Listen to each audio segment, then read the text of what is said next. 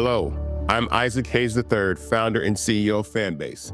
And right now, we're accepting investors in our $17 million round to revolutionize the future of social media. Today, for just $399, you can own 60 shares of stock in Fanbase at $665 a share. Go to startengine.com/fanbase and invest today. While the big platforms have grown too massive and disconnected from their users, Fanbase is building a platform where creators and users truly come first.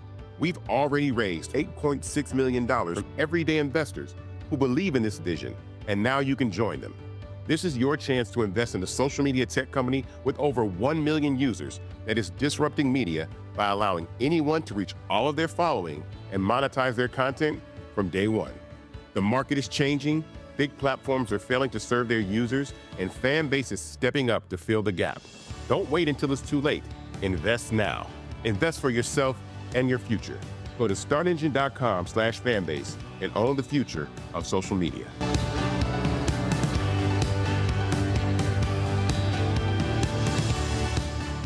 Folks, Black Star Network is here. Hold no punches. I'm real revolutionary right now. Black power.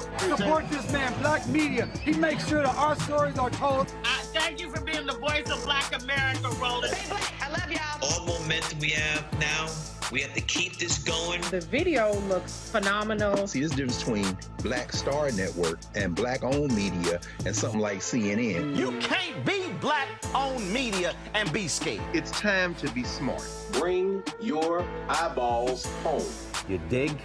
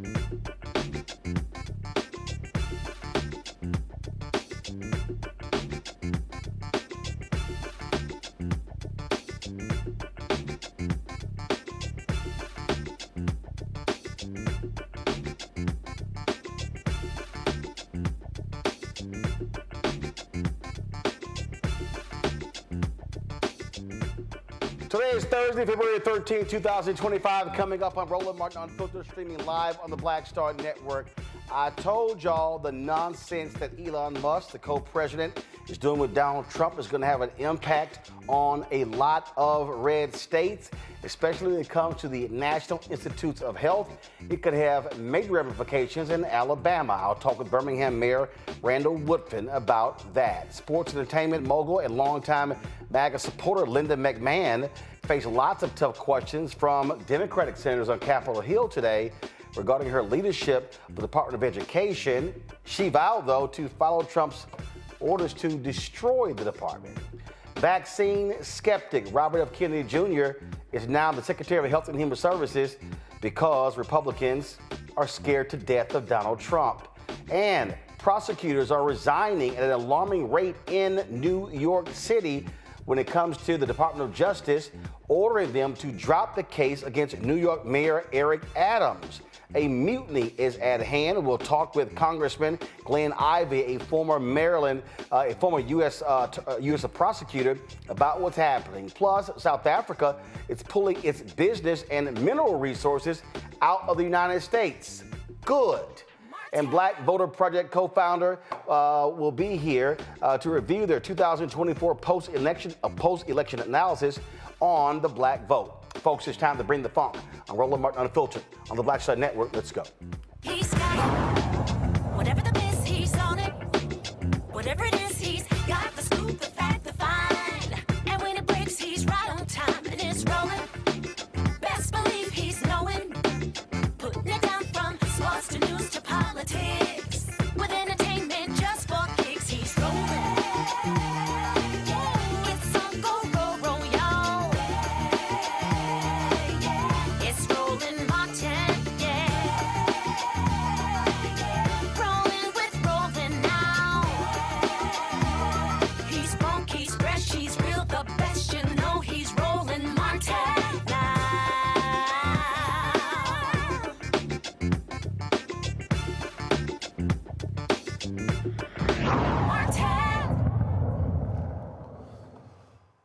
On Monday, federal judge temporarily stopped the Trump administration changes to how the National Institutes of Health funds biomedical research. This decision pauses the proposed cuts to federal research funding. If implemented, these cuts could have resulted in a loss of about $70 million annually for the University of Alabama at Birmingham, and millions of cuts all across the country. Birmingham Mayor Randall Woodfin joins us right now. Mayor Woodfin, glad to have you back on the show, Frat. This is real simple. Donald Trump and Elon Musk, his co-president, have no idea what the hell they're doing. They're just slashing stuff willy-nilly. They're not thinking about the consequences of this. And what I kept saying repeatedly to folks, these idiots are going to impact the folks who also voted for them. The reality is Alabama voted for him in huge numbers. And if these cuts go forward, it's going to really jack up medical research there in the state of Alabama. There are three immediate issues of concern. One is the economic impact of not just to the city of Birmingham, but to the state of Alabama. I remind people that UAB is not just the largest employer in the city of Birmingham. It's literally the largest employer in the state of Alabama. So this has a negative impact for the entire state. Two, we're talking about life-saving medicines at the third largest public hospital in our nation. And so this doesn't just impact jobs.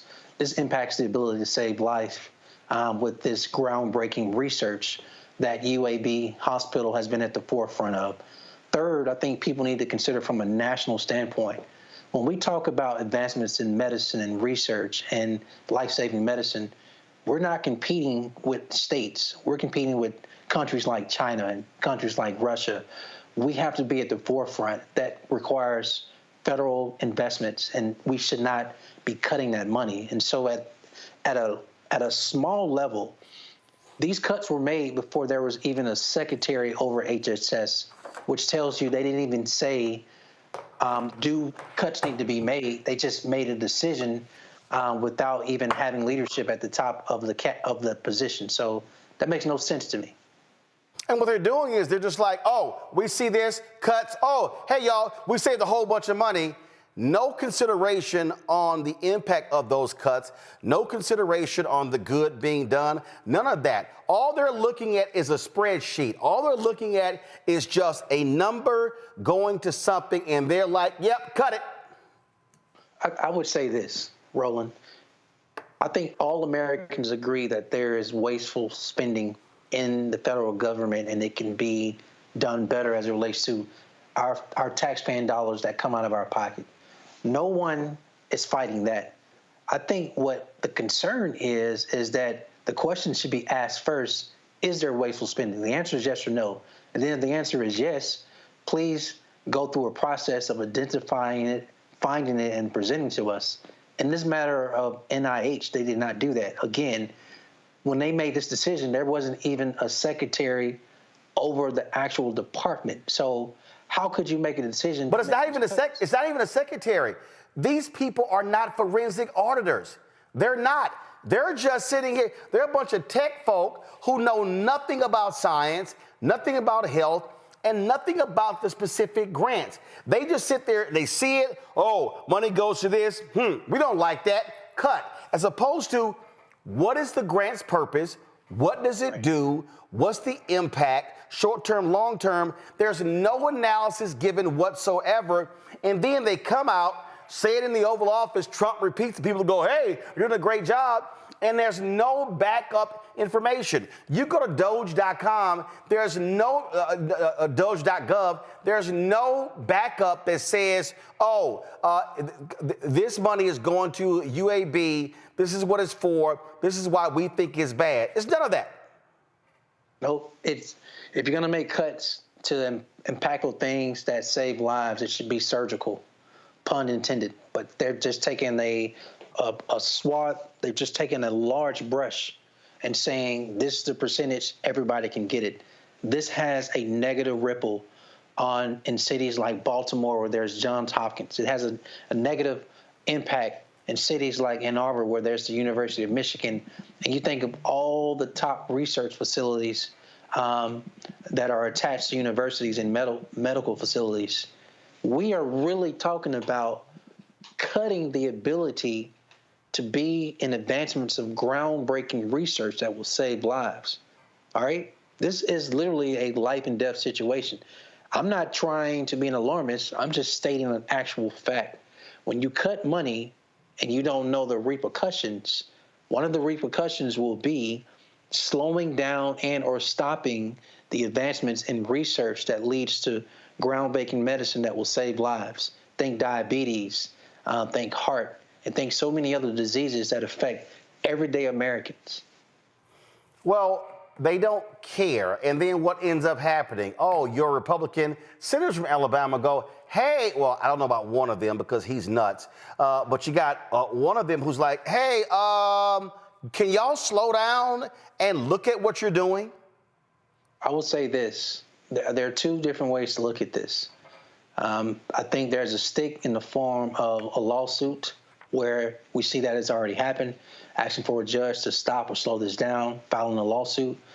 But I want to be encouraged by the carrot, right? I want our U.S. senators, I don't care what party they're in, to say, hey, we control the purse strings. There is a reason why the American government exists of checks and balances. We decide the monies that go out, and Mr. President, you sign.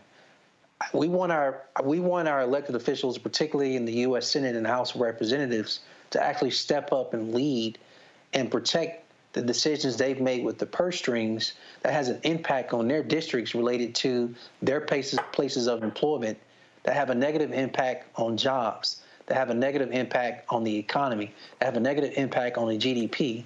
These are real life-changing issues that are affecting their districts in a negative way. And so I want to be encouraged that they will fight on our behalf and step up. Well, the reality is they're not. On the Republican side, they literally are, hey, Trump's doing it, Musk is doing it, hey, we're good. Well, look, we have to organize. We have to over-communicate. We have to tell the story of how this will negatively impact families, will negatively impact jobs, will negatively impact the economy. will negatively impact our edge and advancements in research related to competing with other countries such as China and Russia. Do we want to lose that edge, or do we want to continue to make the necessary investments in research to save lives? Well, I agree with that, and hopefully you can communicate this to your Democratic Party leaders. I'll be perfectly honest. I think how Congress has been responding so far has been lackluster, weak, has been ineffective. The messaging has been all policy wonk. It hasn't been people-oriented. And one of the things that we said a week ago on this show, Ashley Etienne was here, who ran the war room for Nancy Pelosi. One of the things that we said is that there should be, Ken Martin should have a major war room with the Democratic National Committee. They should be looking at these decisions and then seeing how they're affecting different states, getting that word to their state directors, their state chairs, then getting the word to their county chairs, so you're driving media on how these cuts are going to impact each specific city, town, and state. Because, and again, this is not to ignore the federal workers, but I fundamentally believe you have to first talk about the impact of the cuts on people, constituencies, first. And then you get to the people who actually do the work, or those federal workers who deliver those things. Then thirdly, the impact on the cuts on these workers impacts, they have families, husbands, wives, children, people in college. And then you have an economic impact, because if you're just whacking folks willy-nilly, all of a sudden, you're now going to have people who are filing for bankruptcy, people who are going to be sitting here getting evicted from homes. You have an economic impact as well. And so to me, that's how it should be stacked. And so I hope mayors like you and the African American Mayors Association, I hope y'all are telling Democrats in D.C., namely Minority Leader Hakeem Jeffries and Minority Leader Chuck Schumer, that, hey, what y'all doing right now ain't it. I will tell you this, you have a powerful point, and there's not much to add but simply saying this. If there was ever a time to have bipartisan engagement in the form of, we are the legislative branch of government, we control the purse strings, we dictate finances, we have rules, we have checks and balances. This is not the way it is. This is the way it should be. We want our leaders to lead. We need our leaders to lead. We need them to step up. That's just bottom line. Yep, I absolutely agree. So we'll see what happens here. Mayor Woodfin, we appreciate it. Thanks a lot. Thank you. Folks, got to go to a break. We'll be right back. I'll talk to this about my panel. Lots of stuff to talk about, especially the craziness happening in New York City in the Southern District, where lawyers are resigning left and right because they are objecting to the thuggish actions of Donald Trump's Department of Justice as it relates to dismissing the indictment against New York City Mayor Eric Adams. You're watching Roland Martin Unfiltered right here on the Black Star Network.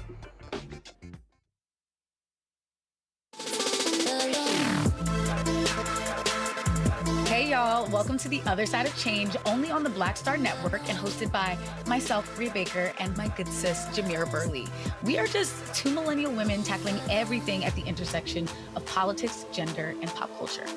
And we don't just settle for commentary. This is about solution-driven dialogue to get us to the world as it could be and not just as it is. Watch us on the Black Star Network, so tune in to The Other Side of Change.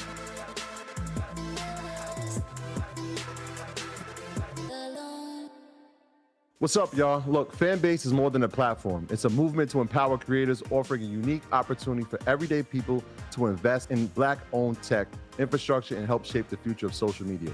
Investing in technology is essential for creating long-term wealth and influence in the digital age. The Black community must not only consume tech, we must own it. Discover how equity crowdfunding can serve as a powerful tool for funding Black businesses, allowing entrepreneurs to raise capital directly through their community through the Jobs Act.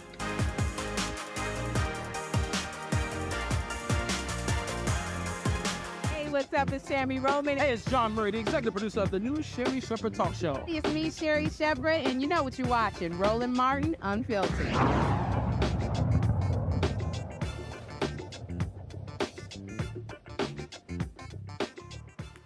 All right, folks, let's bring in my panel. Joining me right now, Dr. Greg Carr, Department of Afro-American Studies at Howard University. Joining from D.C., Reese Colbert, host of the Reese Colbert Show at Sirius XM Radio, also out of D.C. And we'll be joined in a moment by Dr. Nola Haynes, Georgetown University School of Foreign Service, also out of D.C. You heard me there talk, Reese, to Mayor Woodfin about in terms of how Democrats should be responding. The other day, a story was done saying that the House Democrats are whining and complaining, upset because the Indivisible as well as Move On has been blowing their phone lines up demanding that they act. I'm sorry, I don't think it's a good idea to shit on your supporters, the people who stand with you. This is a moment where you should be organizing and mobilizing them and actually listening to them as to how you should be communicating and messaging and having a narrative and storytelling coming out of D.C. when it comes to the actions of these thugs in the Trump administration. Right. I mean, what's all the bitch-assness about? You should have known it was going to be a fight as soon as Project 2025 was put in PDF. So before the Trump administration became a thing, there was always the blueprint for all these actions that were going to be taken. Whether Trump was in office or not, if there was a Republican Senate and Republican Congress, these are the issues that would have been at the forefront. And so the fact that they've been kind of caught flat-footed and just flailing about is actually really kind of just pathetic on the part of our party. I'm tired of being on the losing team. I really hate that for us. And the way that we just can't get our act together, while there are a lot of people, I will say, in the Democratic Party that are getting it right with their messaging, with their fighting spirit, there still does not seem to be an overarching plan on not just how do we tackle this in terms of moving the needle with how society is viewing these actions, but also what is the plan? Why would anybody want to put you in charge in 2 years when you don't seem to really have a backbone against what's going on right now? So I think that there's a lot of work to be done on the Democratic Party, and it is certainly not the base that is the enemy. It's not your supporters that are actually doing more to put a little bit of backlash to some of these things, and they have forced them to kind of retract some of these damaging things that have come out.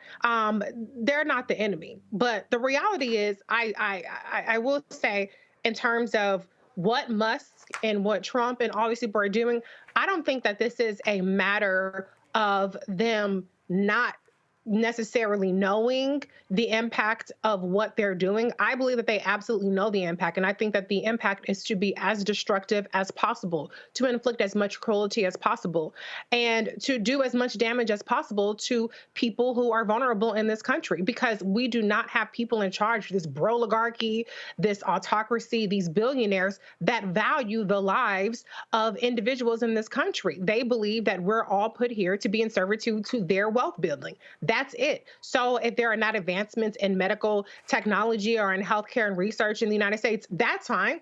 Elon Musk can go catch a flight to China, or all these other people. They are not concerned about the citizens of the United States. They're only concerned about their pocketbook. So once we realize that, this isn't a matter of, well, let's just get them to put a process in place. Let's just get them to be more precise about it. We have to defeat them and their lack of humanity and their approach to governance altogether, not just their individual tactics. Well, I absolutely agree, because this idea that you didn't see it coming is kind of stupid, Greg. I mean, they literally have been working on this since 2021. And I remember, of course, after the election, it was 2 or 3 days later, and somebody hit me up, they texted me, and I saw the comments, they say, Roland, I don't understand. How have you moved on? I said, what are you talking about? The election's over. I said, the election is over, she lost. I said, they lost the House, they lost the Senate. I said, now it's time to gear for a fight.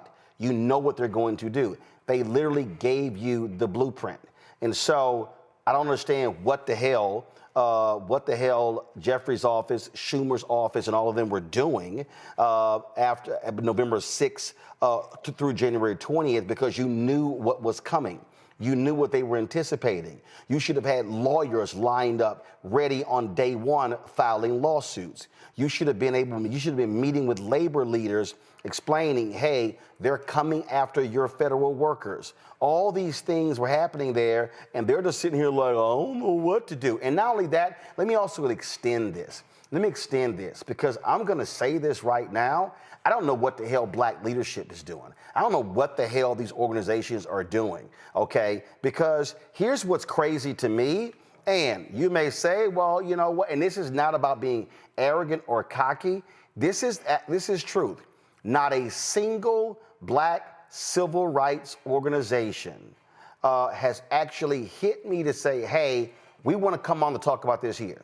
What's your strategy? What's your plan? What are you doing? Have no idea. So none of those things are happening. And so people are, I hear more black people saying, yo, who's doing what? What's the plan? What's the action? Where do we go? What do we do?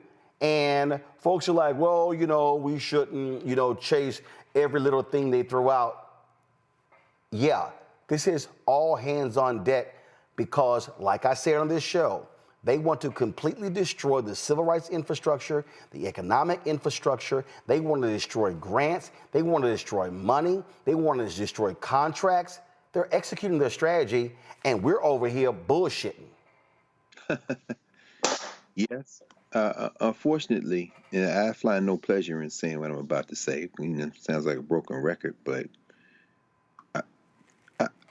either people don't understand or simply choose to reject the reality that we live in a white supremacist state called the United States of America that has never yielded anything that benefited African people except that we got into a bloody fight for it.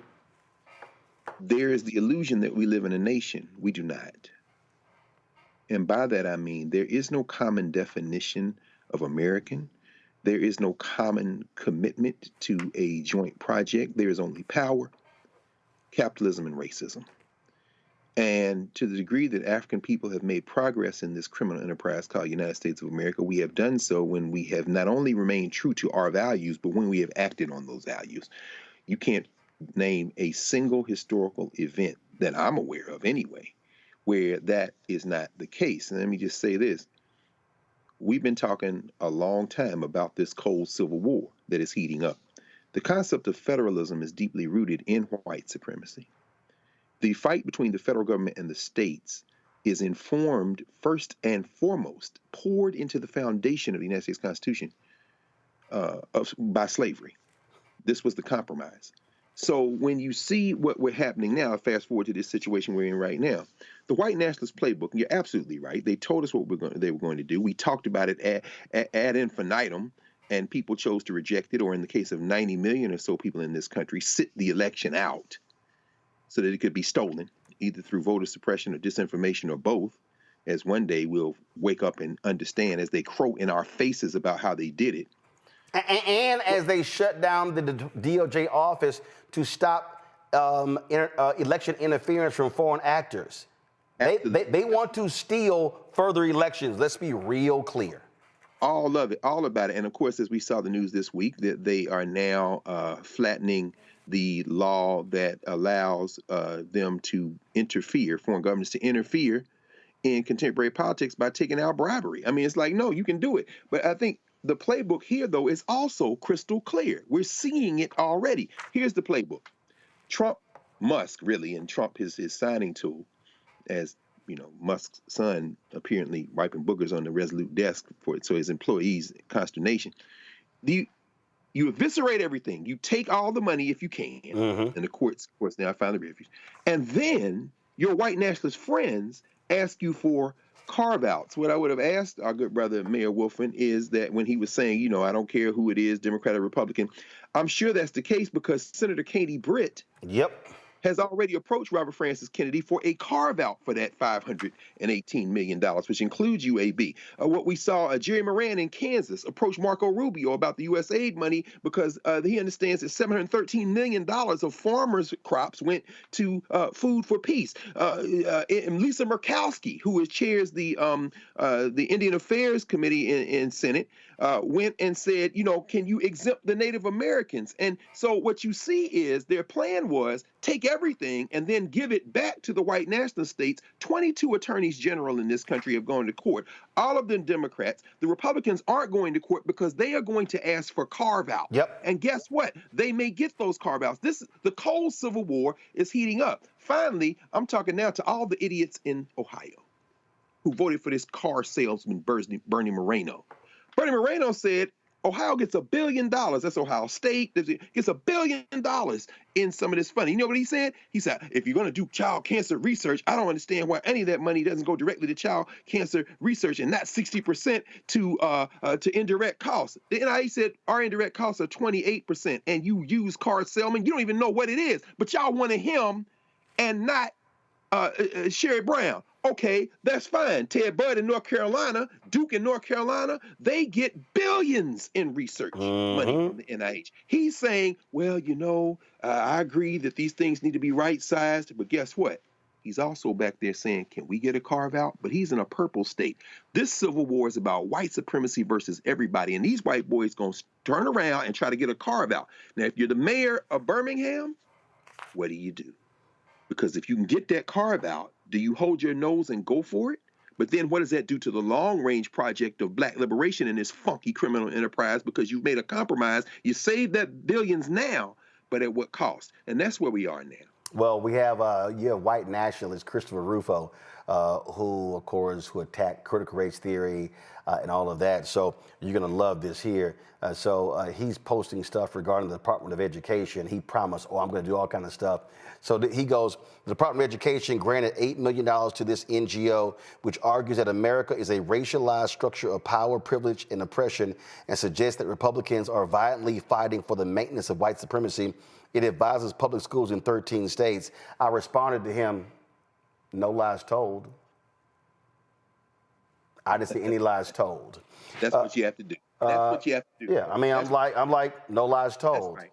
That's right. Greg, you talked about people who sat at home on the couch, and the reality is, when we look at the numbers, the fact of the matter is, a lot of black folks sat at home. Now, we love to talk about percentages. We love to talk about, you know, this number and how many voted, black men, black women. But it's important for us to go under the hood and look at the numbers to understand what is going on. And you have to look at black voters in a totally different way. You cannot look at black voters in the monolith, in terms of in the macro. You must look at them in micro. Y'all have heard me say that African Americans 65 plus are more likely to identify as Democratic voters. People 65 or older are also going to vote at a higher rate than anybody else. The second group is Gen X, really that group that's 55 to 64. There was only one demographic that Donald Trump won. It was Gen Xers. And when you get below 55, you begin to see the huge drop off in participation, in voter registration, and all of that. And so joining us right now is Chris Tolan. Chris, of course, has been working on this with the Black Voter Project. They have been quite busy laying out what the numbers look like.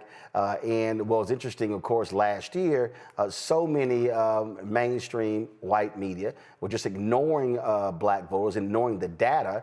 We had Chris on this show a lot. Then all of a sudden, late in the season, then they started realizing, oh my goodness, we may want to have people like Chris on to talk about the numbers of black voters. He is the project director and co-founder of Black Insights Research, joining us from Sacramento. So, Chris, y'all have done your analysis. What's the verdict?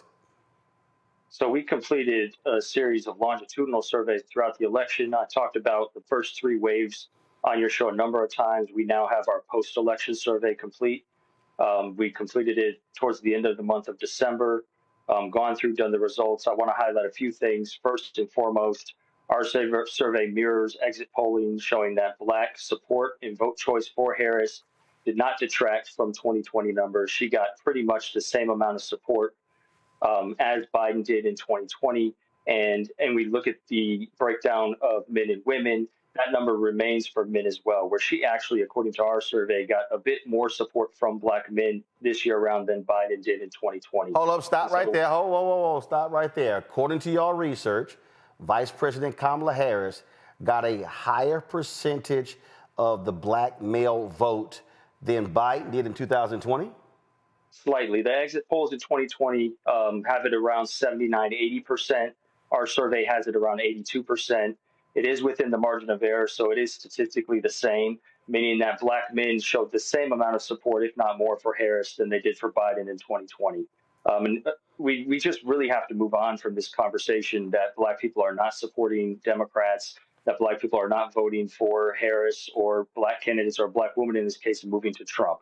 As you mentioned, the real conversation here is about turnout and focusing in on how to get black people who didn't vote in this election back engaged and back to the polls. Other analysis we've done shows that across the country and even in battleground states, the more black a county is, so as the percentage black of a county increases, turnout drops. And the turnout in counties that are less black is much higher than turnout in counties that are more black, suggesting that compared to 2020, right, this is an issue that needs to be dealt with. It needs to be focused on. It's getting people out to the polls, not necessarily focusing on who they're going to vote for. And we asked on the survey about who the Harris campaign contacted, and we found that of all the people we surveyed, about 41% said that Harris did not contact them whatsoever. And sadly, as you mentioned, the 18 to 29, that youngest age group, had 52% people saying they were not contacted. And then again, when we look at sort of zoning in on who is likely and who is unlikely to vote, of those that did not vote in 2020, 56% said that they were not contacted. And so there is a disconnect here between what I believe needed to happen to get the black community out, engaged in voting, not worrying about who they're going to vote for, but worrying about if they're going to get out on the couch and what actually happened. And we're seeing some residue of that in our poll as well when we look at the attitudes towards the Democratic Party, as we see the black attitudes towards how welcoming the Democratic Party is towards black people were increasing throughout the campaign, shifting from about 28% saying the party was extremely welcoming to a high of 42% right before the election.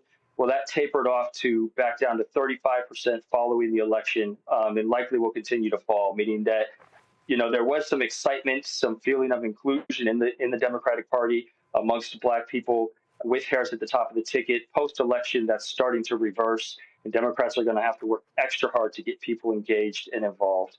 And then lastly, when looking forward, we asked respondents whether or not a second Trump presidency will motivate them to become more committed to politics, or whether it has will prove exhausting and they just want to be left alone.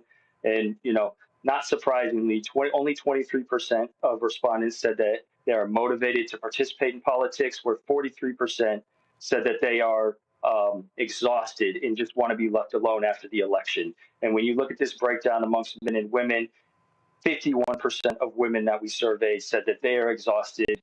That they feel like they just want to be left alone after this election, and they're not motivated to continue to be committed to politics during this Trump second term. And so, as you mentioned, there's a lot of work to be done. Democrats, especially black Democrats, have to step up and take the battle here and really motivate voters to get involved and to re-engage voters looking forward, right? 2026 campaigns have already started. If Democrats want any chance to take back the House, to fight in the Senate, to win local elections, there has to be some strategy, and it has to start now. So let's talk about the turnout. Guys, pull up the county level turnout. And the reason I think that is important, this is what I said directly to Vice President Kamala Harris in November 23. This is what I said to the deputy campaign manager of the Biden-Harris campaign, Quentin Folks, beginning in January. And I sent that message to Cedric Richmond, to Jen O'Malley Dillon, to the leadership of the Biden-Harris campaign, and then in July as well. And what I'm saying here ain't like it's confidential, because I literally said it on this show. And what I said is, you cannot wait to July, August, and September to engage black people. Because first and foremost, the mistake that people make is, oh, we got to get out and vote. Okay, throughout early voting, the election is in November. But before I can get you to vote, I got to get you registered. Before I got to get you registered, I got to get you interested and make you aware, enlighten, educate you on the issues to explain to you why you need to get registered and then why you need to vote. That to me is the process that Democrats keep skipping over. And I said, there should have been, I said the Biden-Harris campaign beginning in January, there should have been every single week across this country, town halls being hosted by mayors, city council members, county commissioners, state reps, state senators, governors, members of Congress, educating people on what they accomplish. So if you do that January, February, March, April, May, June, July, then folks can say, you know what? I need to get registered. And then if I'm already registered, I need to focus on then voting and getting other people. That is the process. If you wait, and I kept saying, your runway is running out, your runway is running out, then Biden has a debate June 27th, okay, totally screws up, drops out July 21st. That completely changed the game. And so now it was all over the place. And that to me, I just keep saying, they got to spend more time and more money speaking to black people for a longer period of time than just how they used to run traditional campaigns. And if you look at this in the sort of timeline of things since pretty much Obama's tenure, the writing was on the wall in 2016. And the only reason things really reversed in 2020, in my opinion, was twofold. One, 4 years of Trump motivated people in ways that they were not typically motivated through campaigns. And also there was the summer of George Floyd in 2020 that really engaged the black community in politics unlike anything else also, in these 4 years. Also, Chris, I got to throw in, 2020 is an aberration because it was COVID. So all of these laws were changed to actually make it easier for people to vote because they could not go in physically. The moment come 24, they're like, oh, hell no, we're going back to the old way. And so ballot drop boxes, absentee voting. And so we can't, I just think that we can't look at 2020 the same way we look at 24, 16, 12, 8, and 4, because again, they changed the way we vote, which made it easier. Absolutely. And so by the time 2024 rolls around, you know, people are looking at 2020 saying, oh, we got this. We're going to have more voters than we did in 2020. We're going to keep motivating people. But that just wasn't the case. And there was no preparation, especially, as you said, no investment in the black community. And if there's a serious want to win elections in 2026 and then the presidency in 2028, the investment needs to start now. And it needs to be a multi-year sort of continuous and prolonged investment in the black community to get things going, right? We're still waiting on official turnout data to come out, but in some states where we do have it, such as Georgia, the only racial ethnic demographic group for which turnout fell was black people. Every other group, especially white Americans, saw a tick upwards in turnout in Georgia.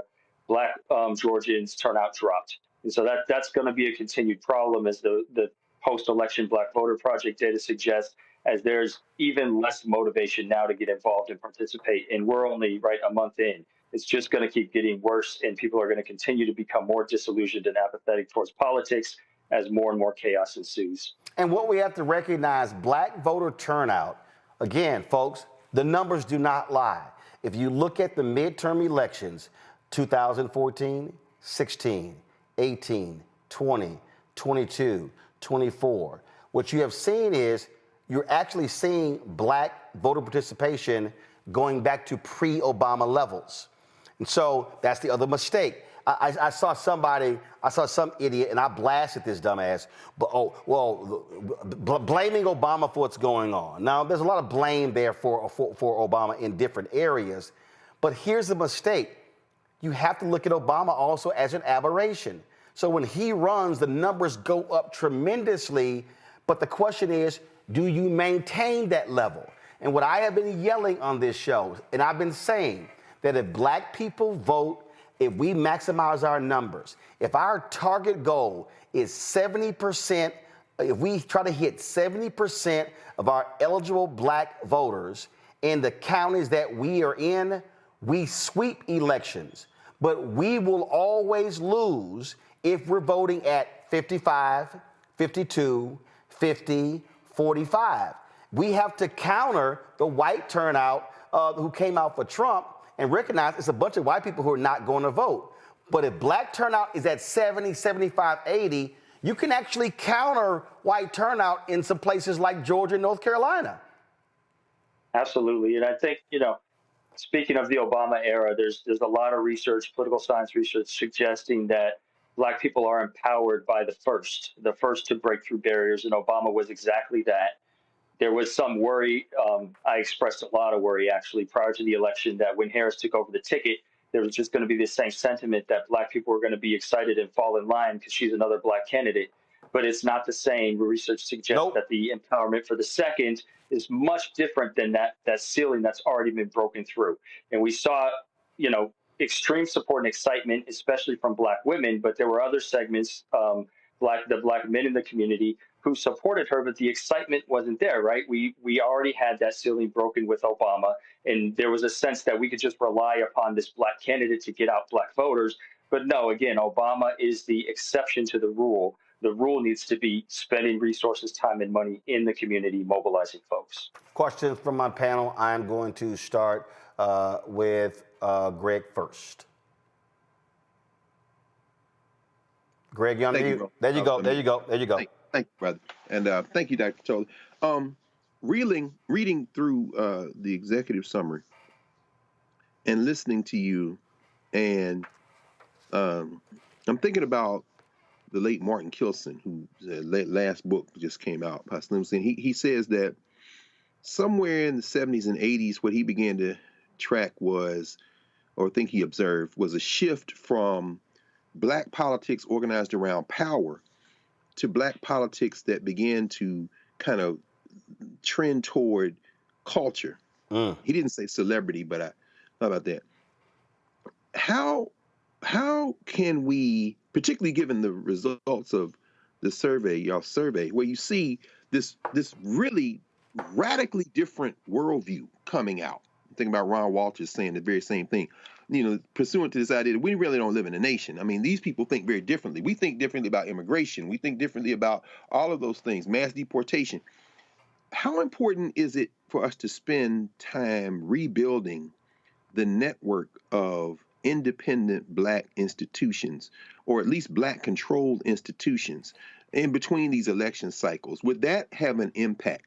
Rather than trying to build these political coalitions from scratch and spending dollars to go to churches, since we have collectively a different worldview, how important is it for us to concentrate on these Black spaces where we are unapologetically in debate and conversation as a strategy for then building, voter participation as the election cycles come? I think that's immensely important. What you said reminds me of Catherine Tate's work, From Protest to Politics, and really that our contemporary understanding of politics, and Black politics in particular, is really encompassed with voting. When the political sphere and Black political history has defined politics so much more broadly, right? With protests, with boycotts, with resistance, revolts, revolutions. And I think under the Trump administration and looking forward, right, there's going to have to be a broader definition of politics, and we're going to need organizations to re-engage people, understanding that voting is the ultimate sort of democratic outcome, but re-engage people in participating and engaging politics in a number of different ways. And a lot of focus groups we've ran, we speak to people who are engaged in politics, who are knowledgeable about politics, who know their local representatives and their local politics, but they don't feel like their vote matters. And so these are the people who we need to find a way to talk to and relate to about power in politics that they see, and then help them relate it back to voting with an understanding that there's a long-term goal of bringing up voting numbers, of bringing up turnout so that we can build political power. But it starts first in the community. And thinking about politics is something much broader and much more historical for Black Americans. Thank you. Thank you. Reese? Thank you, Dr. Toller. I'm curious. I looked at the survey, but I didn't see anything about how Black people are getting their news and their information. Whether it's in this polling or other research that you all did you find that there was any impact in the way that Black voters were receiving news or even disinformation and their voter attitudes? Or is that something you might want to look into in the future? So we asked a number of questions in previous waves of the survey about how people receive their information. And there's a dramatic shift, and the shift is conditioned upon different demographics such as age and geography. But more and more people are receiving their information online through the internet and through social media, particularly younger individuals and even older cohorts of Black Americans. When they use social media, they're on things like Facebook, where younger cohorts are on things like TikTok and Instagram and Twitter. And so the way that the campaign approached this, right, probably was right to emphasize social media, but you have to then tone the message on social media to the different demographics that are engaging with your campaign and with your ads based upon the apps and the internet sources that they use. And so there's a lot of information to pull apart here. We haven't done any type of analysis yet that looks at whether or not different information sources led to different levels of participation or support. But we do know that there's a vast variety of information people are taking in, but it tends to be far more online and social media driven now than ever before. And the role of Black media, right, is hard to find. There's a lot of respondents who know about Black media, but they don't say that they use Black media or look towards Black media for most of their political information. And again, that goes back to these parties and campaigns partnering with and investing in media that actually speaks to and has the Black community in mind, that is focused on Black issues, rather than partnering with media sources and pundits that are just talking heads, trying to send their messages to the Black community, because those don't hit, right? Those messages do not resonate the same as messages that come from media sources and research that has really looked at how to hone in on what's going to resonate and what people are going to hear. Nola? Thank you so much, Dr. Toller. I'm always excited to talk to a fellow political scientist, and I'm a big fan of the work that you do on JREP. My question is about if you all were able to capture anything that's driving apathy in terms of why voter turnout was what it was in some places. I know that when I talk to my family in Louisiana, one of the first things they'll say to me is that, well, Trump's gotten away with everything, so what's the point? You know, there's this level of apathy because there wasn't a level of accountability where that people were able to see. You know, when he said that he could go and stand in the middle of Fifth Avenue and shoot someone and nothing would happen to him, it seems like that might be kind of true. And the fact that he's technically a convicted felon and he's still the president of the United States, I'm wondering if you all captured anything around accountability and what's driving apathy. Thank you. Yeah, thank you. That's a great question. For us, we've looked at a whole bunch of things and actually modeled some things driving turnout. One thing that I want to focus on is something that we've been trying to highlight for years now, but absolutely since the start of the campaign, is the power of threat, and understanding that if a Black voter thinks that there is a threat to their group, to their community, to Black people at large, and ultimately, right, we identified that Donald Trump and MAGA could be this threat, they were more likely to vote. They took action. And in a lot of our results, especially in the post-election wave, we find that those who were the least likely to vote, those who were not engaged in politics, were those who looked at Donald Trump and said, oh, I don't think he's actually going to do these things. I don't see Donald Trump as much of a threat as other voters who then participated. And so one of the most sort of central factors to understanding for us what got people out to vote and what kept people on the couch, what drove this sense of apathy, was whether or not they saw that their actual lives and their resources were in jeopardy. Because as we know from a number of these conversations, there's already sort of this built-up resistance to thinking that the Democrats are going to do anything for them. And so the other side of that coin is, okay, but are you going to lose something if someone else gets in power? And if you're able to drive up that appearance of perception of threat, people are more likely to participate and get engaged. And so one thing that was driving apathy was just sort of this sense of this nonchalantness. Nothing's going to happen. Trump won't actually do these things. This is not something that's in danger of happening. And the Democrats, right, absolutely could have done a better job making the case that you need to vote, even if not just for sort of policy outcomes this around, to protect any policy gains that we've had over the last few decades. Well, that's what. But the only way that happens, with what Nola just laid out, it has to be repetitive. It has to be repetitive. It has to be over a period of time, and it has to have a level of specificity.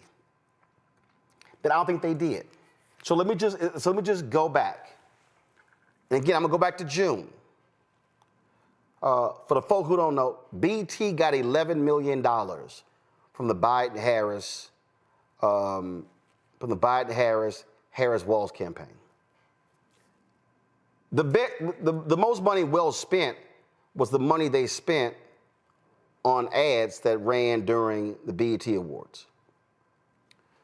When Taraji Henson, and I've been told point blank that the Viacom, Paramount people, BET people were pissed that she did that.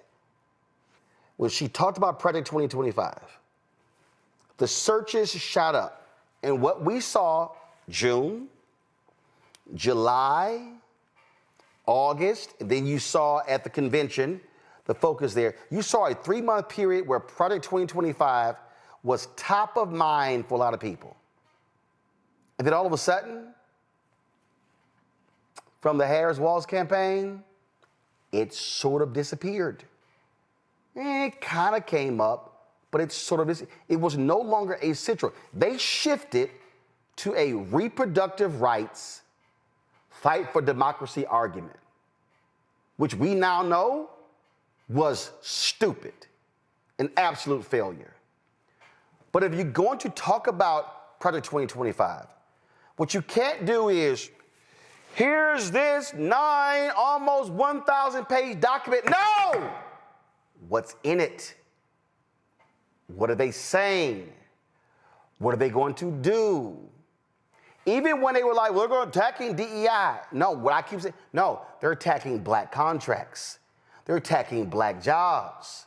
They're attacking federal workers. That's the black middle class. You did not have the drilling down that has to be repetitive for folks to go, damn, really? Really? That to me is also how you have to speak to voters. And to Greg's point, you got to have black organizers doing that too. Yeah, absolutely. Roland, to your last point, all of our research suggests that when we look at the power of threat for black voters, it is a racialized threat. And so, yeah, these broad attempts to paint Project 2025 as a threat are ineffective. These broad approaches to try and say, Trump is a threat to democracy are ineffective. Even arguments saying Trump is an economic threat are ineffective. The only way that these messages are effective is if you are drilling down, as you said, the way that these threats will affect the black community and will affect people as black Americans in their lives because they are black. That's when it resonates. That's when they get out to vote. And so, yes, the Taraji message was probably one of the best messages that I've seen doing this, but it needed to happen all the time, constantly throughout the campaign, coming from the campaign super PACs, and anywhere they could spend money on this, they really needed to, and that just didn't happen. Absolutely. We're going to talk more about this. We're going to have you back, Chris. I appreciate it. Thanks a lot. Where can people go read the report for themselves? Yeah, the results are online 2 places, at www.blackvoterproject.com and also at www.blackinsightsresearch.com, which also has a number of other research reports related to the election and other issues related to black politics. Thank you again for having me. All right, Chris, I appreciate it. Thanks a lot. Folks, we'll take a short break. We come back. We're going to talk to Congressman Glenn Ivey, former U.S. prosecutor, about the absolute craziness happening in the Southern District Office of the U.S. Attorney in New York City. The thuggish behavior that we're seeing from Trump's DOJ is crazy, and they're fighting back. And so we're going to do that. We're also fighting back, which is why your support is needed. When you join our Bring the Funk fan club, your resources are going to us to be able to do this show, do other shows, launch other shows. And I'm going to say it again. All right. We're going to have new episodes of The Black Table, right, Greg? We're going to get that up and running very quick. We can't afford not to, Roland. Thank you. All right. Yes, sir. Just to put you on the spot there. So that's important. It's necessary. I need y'all to support our work. Please join us. Contribute via Cash App. This is the Stripe QR code right here. Click Cash App payment to contribute. If you're listening, go to blackstarnetwork.com. You can also send your check and money order. And if y'all think I'm joking, literally, I am depositing your checks as we speak. Come on. Hey, guys, come on. Control room. Come on. Thank you. I'm depositing y'all checks as we speak right here on the set. So I need y'all to understand we're actually making it happen. Send check and money order to P.O. Box 57196, Washington, D.C. 20037-0196. PayPal, R. Martin Unfiltered. Venmo, RM Unfiltered. Zelle, Roland at RolandSMartin.com. Roland at RolandMartinUnfiltered.com. We'll be right back.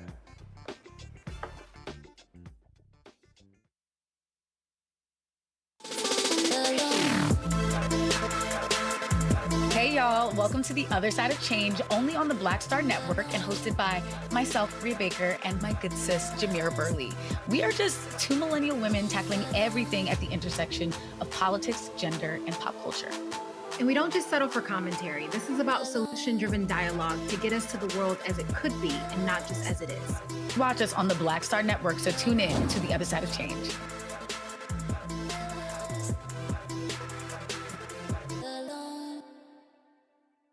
What's up, Geek Tony in the place to be. Got Kicked Out Your Mama's University, creator and executive producer of Fat Tuesdays, a hip-hop comedy. But right now, I'm rolling with Roland Martin, unfiltered, uncut, unplugged, and undamn believable. You hear me?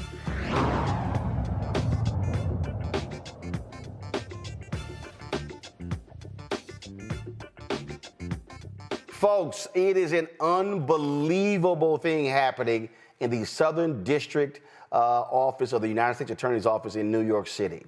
A stunning shakeup. 3 top federal prosecutors have resigned after refusing to drop corruption charges against New York City Mayor Eric Adams. The acting U.S. Attorney in Manhattan, Danielle Sassoon, and 2 senior prosecutors in Washington, D.C. have stepped down after Trump's Justice Department ordered them to dismiss the case. At the center of the controversy, allegations that Adams, a former police captain and the city's second black mayor, took illegal campaign contributions and bribes from foreign nationals. The DOJ says keeping the case alive would interfere with Adams' ability to tackle crime and immigration issues, but these attorneys are saying, no, they actually broke the law. Now, it was also crazy. The prosecutor wrote, NBC has obtained a letter where Danielle Sassoon has said that the Adams legal team was asking for a quid pro quo with the DOJ saying, hey, if y'all want to see, y'all drop the charges, I'll follow through when it comes to fighting immigration. Not only that, this is a letter this is a former law clerk of Supreme Court Justice Antonin Scalia, who wrote this here, who laid out, he said, I do not repeat here the evidence against Adams that proves beyond a reasonable doubt that he committed federal crimes. Mr. Bowe rightfully has never called into question that the case team conducted this investigation with integrity and that the charges against Adams are serious and supported by fact and law.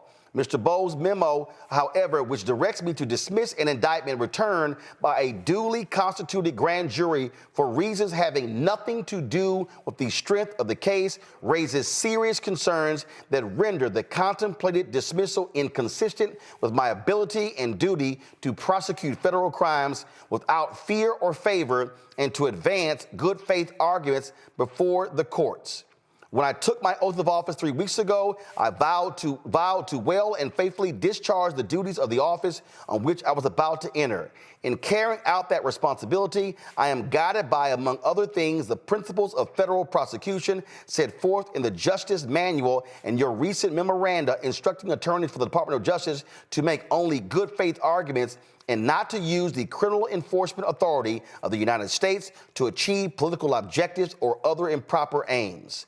This is what he lays out to Attorney General Pam Bondi. Folks, it is unbelievable what is happening there. And joining us right now, former Maryland State's Attorney, former federal prosecutor, and now Congressman Glenn Ivey. Congressman Ivey, glad to have you here. Have you ever seen, I think the only thing that's comparable to what's happening here is when you had the actions taken by Richard Nixon against the Attorney General, and you had other other attorneys saying, I'm not going to follow through with your orders. Yeah, that was the Saturday Night Massacre, and Archie Cox was the attorney that they were trying to have fired, and they refused to move forward with the firing just because he was investigating Richard Nixon, and they were trying to curtail that investigation and protect Nixon from prosecution. Now, ultimately they ended up just like they did here. They sort of fired the ones that refused to do it.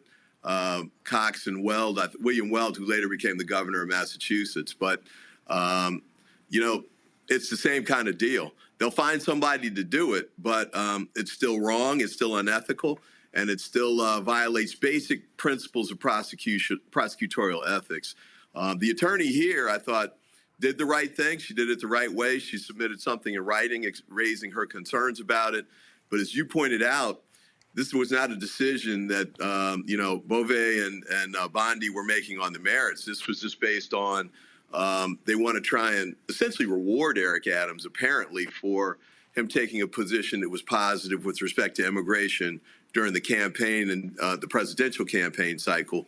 And as Hakeem Jeffries has suggested, the fact that they dismissed it but without prejudice, which means they could bring it back later, means they can hold this over Eric Adams' head as long as he's in office.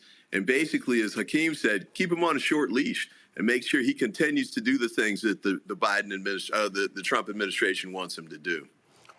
This right here, this is what she wrote. Rather than be rewarded, Adams' advocacy should be called out for what it is, an improper offer of immigration enforcement assistance in exchange for a dismissal of his case. She says, she lays it out right here. Yeah, absolutely. And it's an improper thing to do because, if you're going to drop a case of this magnitude, you bring federal charges against the mayor of New York City. That means this very serious case is gone through all of the channels at the Department of Justice. They're at the U.S. Attorney's Office in Manhattan, but also up to Maine Justice, where the former Attorney General, I'm sure, reviewed this case before it was decided upon. And they decided to go forward based on the merits. There's sufficient evidence to prove guilt beyond a reasonable doubt, as she states in her letter there. And in fact, they were about to bring a superseding indictment. Yeah, they were about to hit it with another indictment. Yeah, they're going to add charges because they found new evidence that indicated additional criminal charges should be brought. They were about to do a superseding indictment. Instead of going in that direction, though, the Trump administration reversed course totally and told him to throw the case out. Not all the way. So you got to keep it over his head, but enough so that the federal charges don't go forward now unless he carries out the immigration policies that they want. For the people who are at home, explain what a superseding indictment is. Superseding indictment, when a case first goes to a grand jury, the prosecutor presents evidence and asks the grand jury to return charges on particular criminal counts. And let's say they bring, 4 or 5 counts. And that indictment is returned. That means it's presented in court so the defendant knows what the charges are. And then the case begins moving forward in public. As the case goes forward, if prosecutors find new information or new evidence that more crimes were committed, they can add more charges. And they bring a second indictment, or called the superseding indictment, which adds the new charges to the old charges. So in this instance, it looks like what happened was the prosecutors in Manhattan found more evidence of more criminal conduct, or they found evidence that sufficiently bolstered charges that they thought about bringing before but didn't think were strong enough yet. But they found strong enough evidence to add more charges to prove guilt beyond a reasonable doubt against the mayor of New York City. And that's why they were seeking a superseding indictment. So what was crazy here, they found additional charges of him ordering people to destroy evidence. They have all of this, and go to my iPad again. The acting deputy attorney general, Emil Bove, sends a letter saying, hey, drop the charges. And these U.S. attorneys are like, wait a minute, we literally have a judge. I mean, like, what are you doing? How are you in D.C. making this call when we're sitting here with the information? What the hell is going on? This is, then of course, when he was asked about it in the Oval Office, Trump goes, I know anything about it. No, this is, Eric Adams has been trying to suck up to Donald Trump since Election Day to do this very thing right here. And these attorneys, multiple attorneys, have now quit, saying what the hell y'all doing in D.C. is just wrong and corrupt. Yeah, that's right. And, you know, this was an effort that Adams' lawyers had been working with the Trump administration apparently for some time to try and get this kind of an outcome so that he could avoid criminal prosecution, at least to get through his election, apparently. But I'm sure he's hoping that if he continues to work with them and do what they want him to do on immigration and other things, they just won't bring the charges again. So, you know, we'll have to see how it plays out. But I thought these prosecutors who took a stand and resigned, I thought, you know, it was really profiles in courage. You know, these are young attorneys. She's 38. She's come a long way. She's a Yale Law School grad. As you pointed out, she was a Scalia clerk. Federalist Society, so that means she's conservative. This is not some, you know, wild-eyed liberal, you know, trying to buck the Trump administration. She's one of those ones they're grooming for higher things, but she decided to give that up potentially and take a stand on this in a principled way. I mean, what's crazy is she actually said, stay with the shot here. She says, Mr. Bowles admonished a member of my team who took notes during that meeting and directed the collection of those notes at the meeting's conclusion. Yeah, don't leave a paper trail. That's, you know, apparently what Bobek was concerned about. But, you know, this stuff's going to come to light, and it did quickly here. And I think she was right to preserve that in writing in the letter that she sent to them. So now it's all on the record. But, you know, this shows the shady stuff that the Trump administration's doing and the way they're trying to convert the Department of Justice to a tool that's totally political and just serves his political ends. And, you know, he's got the retribution list. He's going to go after the J6 prosecutors. He's got the effort going forward to go after the J6 FBI special agents that investigated those cases. This is part of his total corruption effort of the rule of law and the way the federal prosecution system should work in the United States. And I want folks to understand that again, typically you have checks and balances when it comes to the FBI, when it comes to the U.S. Marshals. What you have here, especially if he's able to get Kash Patel as his FBI director, he is going to have a team that will not resist him, that will do whatever he wants, that will suck up to him, and then they will ignore judicial orders. I don't trust these people at all. And you know, we've never had a situation, frankly, where you will have the entire Department of Justice, which is the law enforcement mechanism for the federal government, be completely controlled at the whims of an evil, maniacal individual sitting in the Oval Office who wants to exert retribution against any of his real or perceived enemies, whether they are journalists, whether they are corporate America, whether they are other countries. It will be hell on wheels if Kash Patel is FBI director, Pam Bondi's attorney general, and these sycophants are in control. Yeah, 30 of us in Congress came out. We did a letter to the Senate Judiciary Committee 2 days ago asking Grassley and all of the Republicans on the Senate Judiciary Committee. We know the Democrats are going to vote against Patel, but for them to vote against him as well. You know, this guy, he published an enemies list in his book. He's done these like children's book calling Donald Trump King Donald, so you know where he's going with that. You had the Trump Attorney General, Bill Barr, say this guy over his dead body should he even be deputy director of the FBI, much less director of the FBI. It's clear he's not qualified. Oh, I forgot. This guy had to take the Fifth Amendment so to try and avoid grand jury testimony about Trump. Then they immunized him to force him to testify. And then at his confirmation hearing, he refused to talk about what he testified about. I guess it was just so embarrassing and bad for him. So this is the guy they want to lead the FBI? Well, yeah, because he'll do whatever Trump wants. So, you know, it's Bondi, who was, you know, another Trump sycophant. Her staff is going to be Trump's former criminal defense team in the criminal cases that he had going before. Patel's going to be running the FBI. And you got J.D. Vance threatening the federal judges who are coming out with the injunctions against Elon Musk and those efforts. Vance and those guys and Musk are saying, well, you know, we might have to impeach these guys. That's how he's trying to do a total takeover of the rule of law, the federal prosecution process, and the federal judiciary. All right then, Congressman Glenn Ivey, I really appreciate it. Thank you so very much. Thanks for having me. Folks, Democrats earlier today, the vote was taken to confirm Robert F. Kennedy. You do the same. Robert Thanks F. for Kennedy, having me. Secretary of Health and Human Services.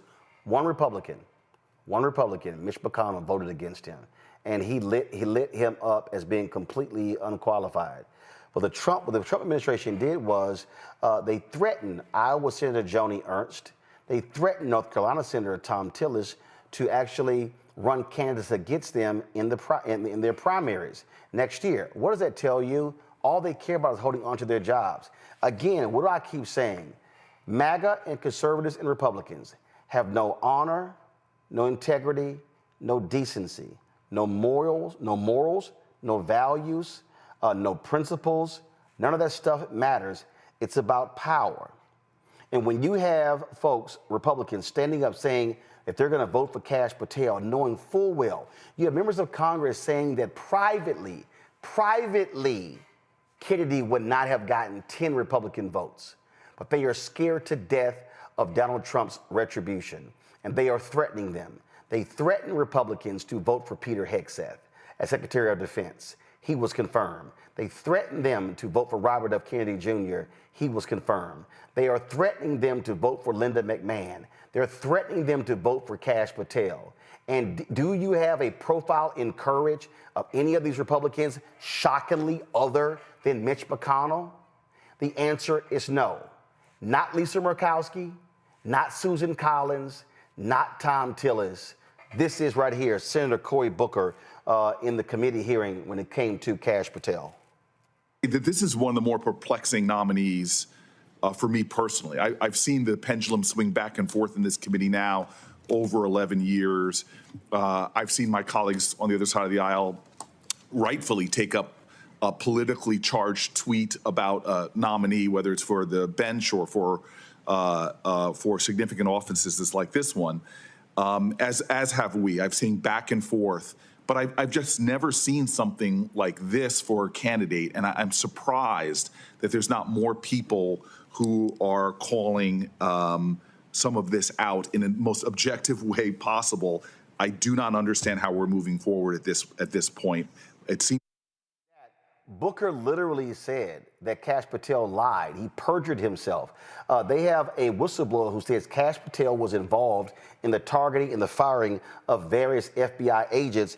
And Chuck Grassley and others are like, oh, y'all just sort of bringing this thing up. Here's a perfect example. This racist right here, Kash Patel sat in a hearing and said he could not remember who this guy was, even though he went on his show 8 times, and they have each other's cell phone and they exchanged messages. This man is a known liar. Watch. Fight with Kash came to the aid of Stu Peters and the Stu Peters show because of Kash Patel personally, who personally knew me because of multiple appearances on this program. And then we exchanged contact information and we directly text via personal cell phones constantly. And we're on the phone with each other as Fight with Kash was hiring a team of attorneys to represent Stu Peters and the Stu Peters network against the Rolling Stone. So he absolutely knows who I am. If I go on a show 8 times, I don't care if I've had 10,000 appearances. If I go on a show 8 times, I'm not going to deny knowing the person. Guys, this is a known racist, a man who has praised Adolf Hitler, who goes on his own show and says, yeah, the dude's lying. We know each other. And for Republicans, it's like, I don't see nothing. I don't hear nothing. I don't know what's going on.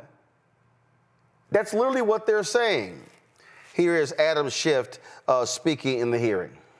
It seems my colleagues are determined to confirm him on the Senate floor. And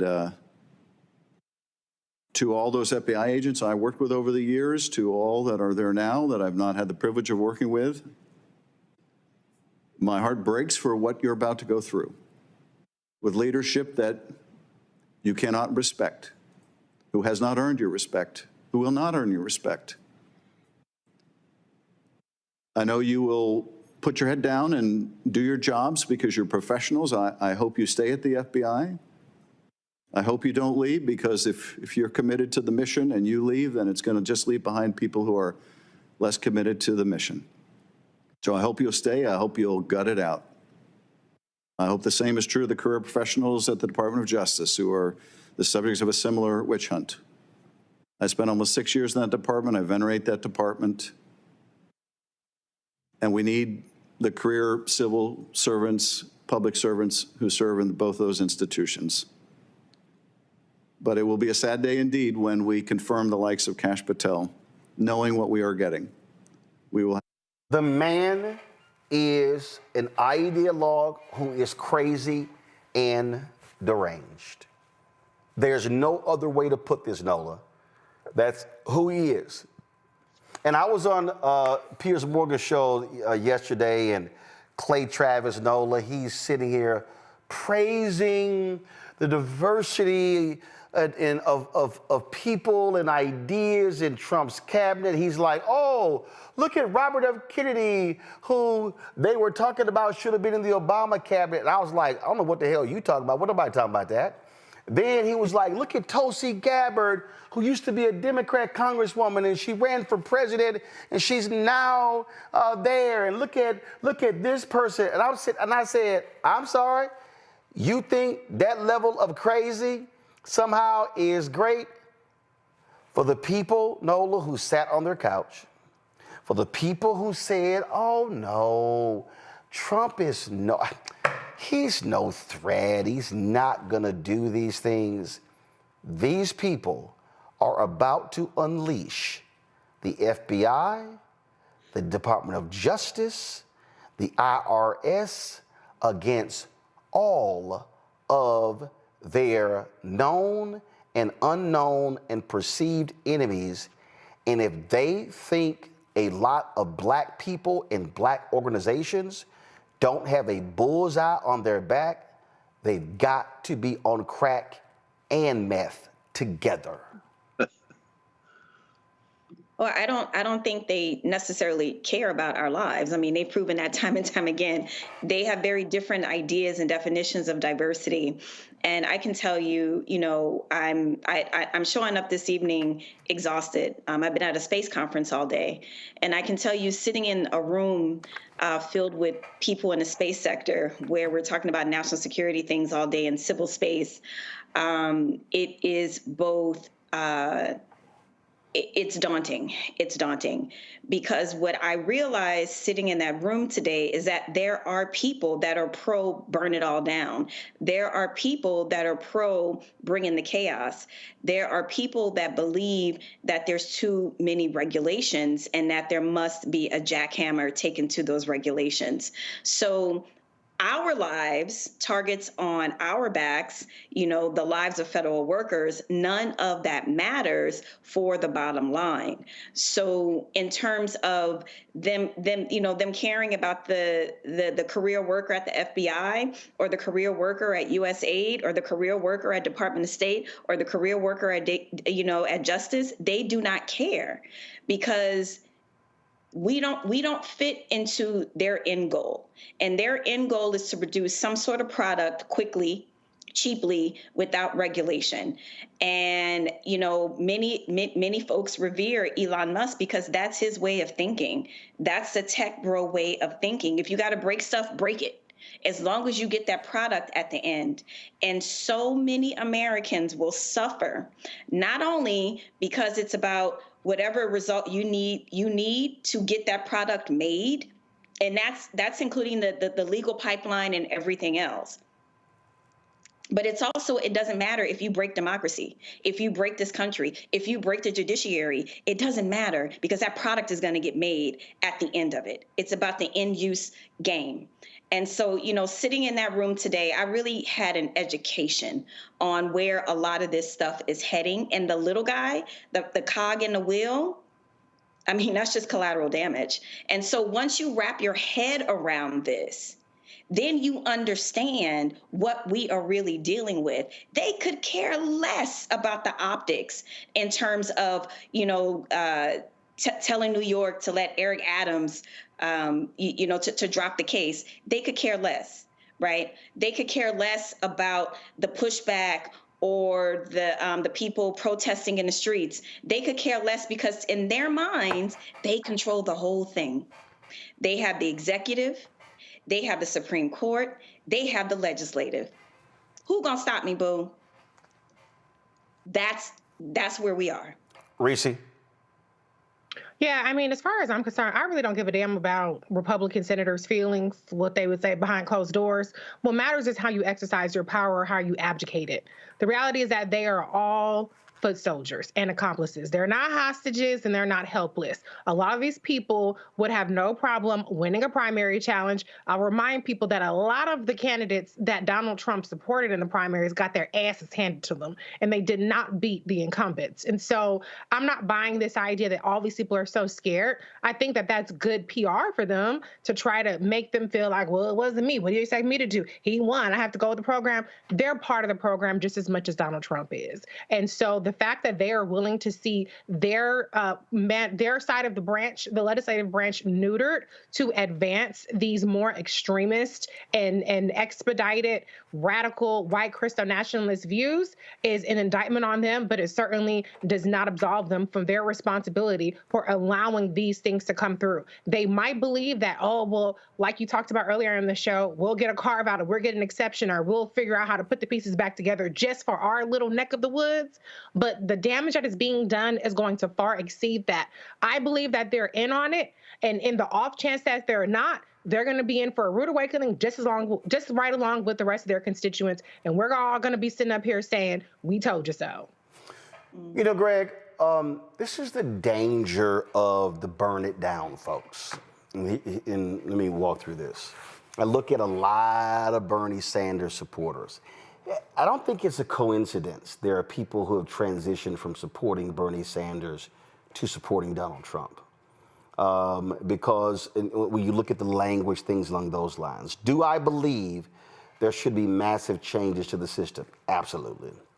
Do I believe that it should be a question of fairness and inclusivity? Absolutely. But the danger is when you sit across from somebody who's a MAGA-loving, Second Amendment, when they start talking, it's like, well, we agreed together. Like every time I hear Cenk Uygur talk, oh, how we got to sit down and talk to these people. I'm like, dude, you getting played. You're getting played. Well, we both agree. We both agree on cutting the Pentagon budget. If you show me a so-called Republican that is going to advocate for cutting the Pentagon budget, I'm going to show you somebody who's playing your ass like a fiddle. Now, the reason I say we have to be very careful is because when someone argues burn it down, they forget there are some arsonists who know how to burn just that one building.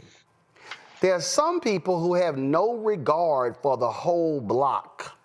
And it'll be like, yeah, the whole block got torched. My bad, but I still got that one house. These people, they don't want to torch a house. They don't want to torch a block. They literally want to torch neighborhoods, cities. They actually want to torch every blue state. They want the blue states to suffer. They want them to beg.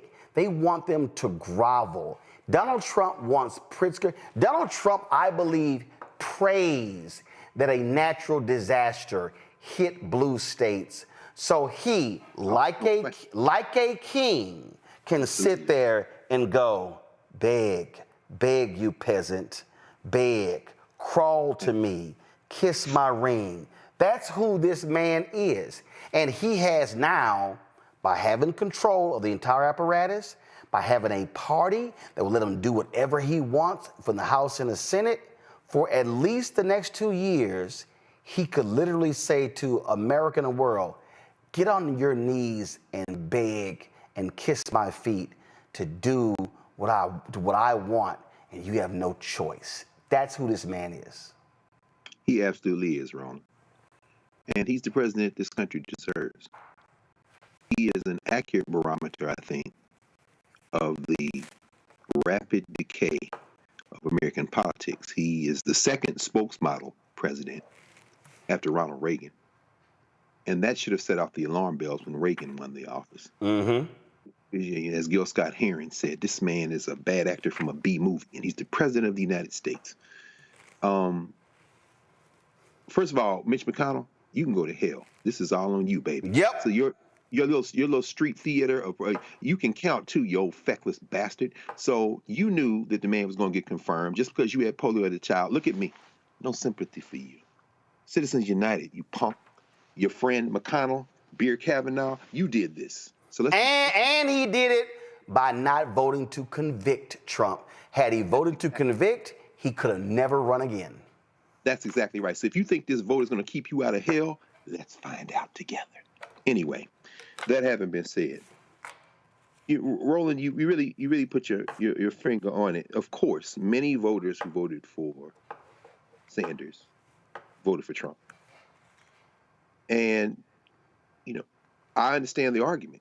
Bernie Sanders, who was Jesse Jackson's, the leader of the Rainbow Coalition campaign in Vermont when Jackson ran for president in '84, who has always put class at the center, not ignoring race, but almost always glossing over it. Mm-hmm.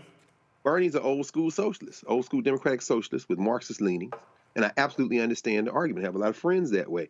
They will argue that if you don't force the crisis, ultimately you can't get to the resolution. And there's a lot to be said for that argument, but they seem to forget that there are people in harm's way. And those people are going to suffer right now. Now, we're Southerners. Nolan know what I'm talking about. You know what I'm talking about out of Texas, Roland. We ain't got to like white people, and they ain't got to like us for us to pull together and do some things together. We all know folks like that. Right. People who, people who would look at us and say, why you talking to so-and-so? I say, hey, Jeb ain't going to bother us. He going to vote the same way those are the Jimmy Carter people. Those people are dying now. Most of them dead. These people that Jimmy Carter was able to corral for one last walk in the sun for the possibility of an America. That America died with James Earl Carter, friends. That having been said, what we are faced with now is probably the inevitable. What Mayor Woodfin said about the fact that scientific research in the United States are not competing just with people in the United States, but the world, he's absolutely right. But here's where I think we have a problem. And this is where I think this will ultimately read the death of the United States of America. And Dr. King talked about this when he said that when America dies, the autopsy part of it will read Vietnam. And he also talked about it when he said that, our friendship with Canada isn't based on us being Americans. Our friendship with Canada is based on us being black people and that being the place where the North Star was.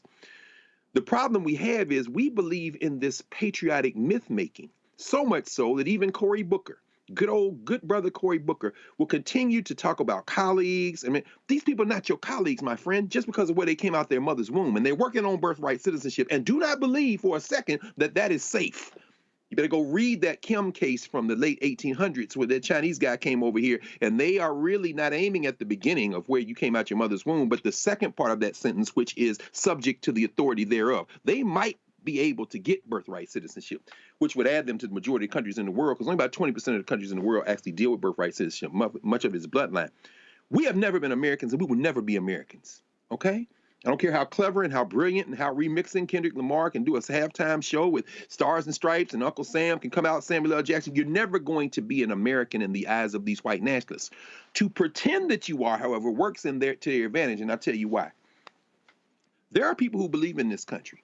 I believe the young lady that you talked about earlier with Congressman Ivey, Danielle Sassoon, does. She is a dyed-in-the-wool Federalist Society. She's 38 years old. She has rocketed up to the top of the Southern District of New York, the so-called independent federal prosecutors, and she did it without compromising any of her rock-solid values, Antonin Scalia, and she was promoted in serial Democratic-appointed attorneys in New York.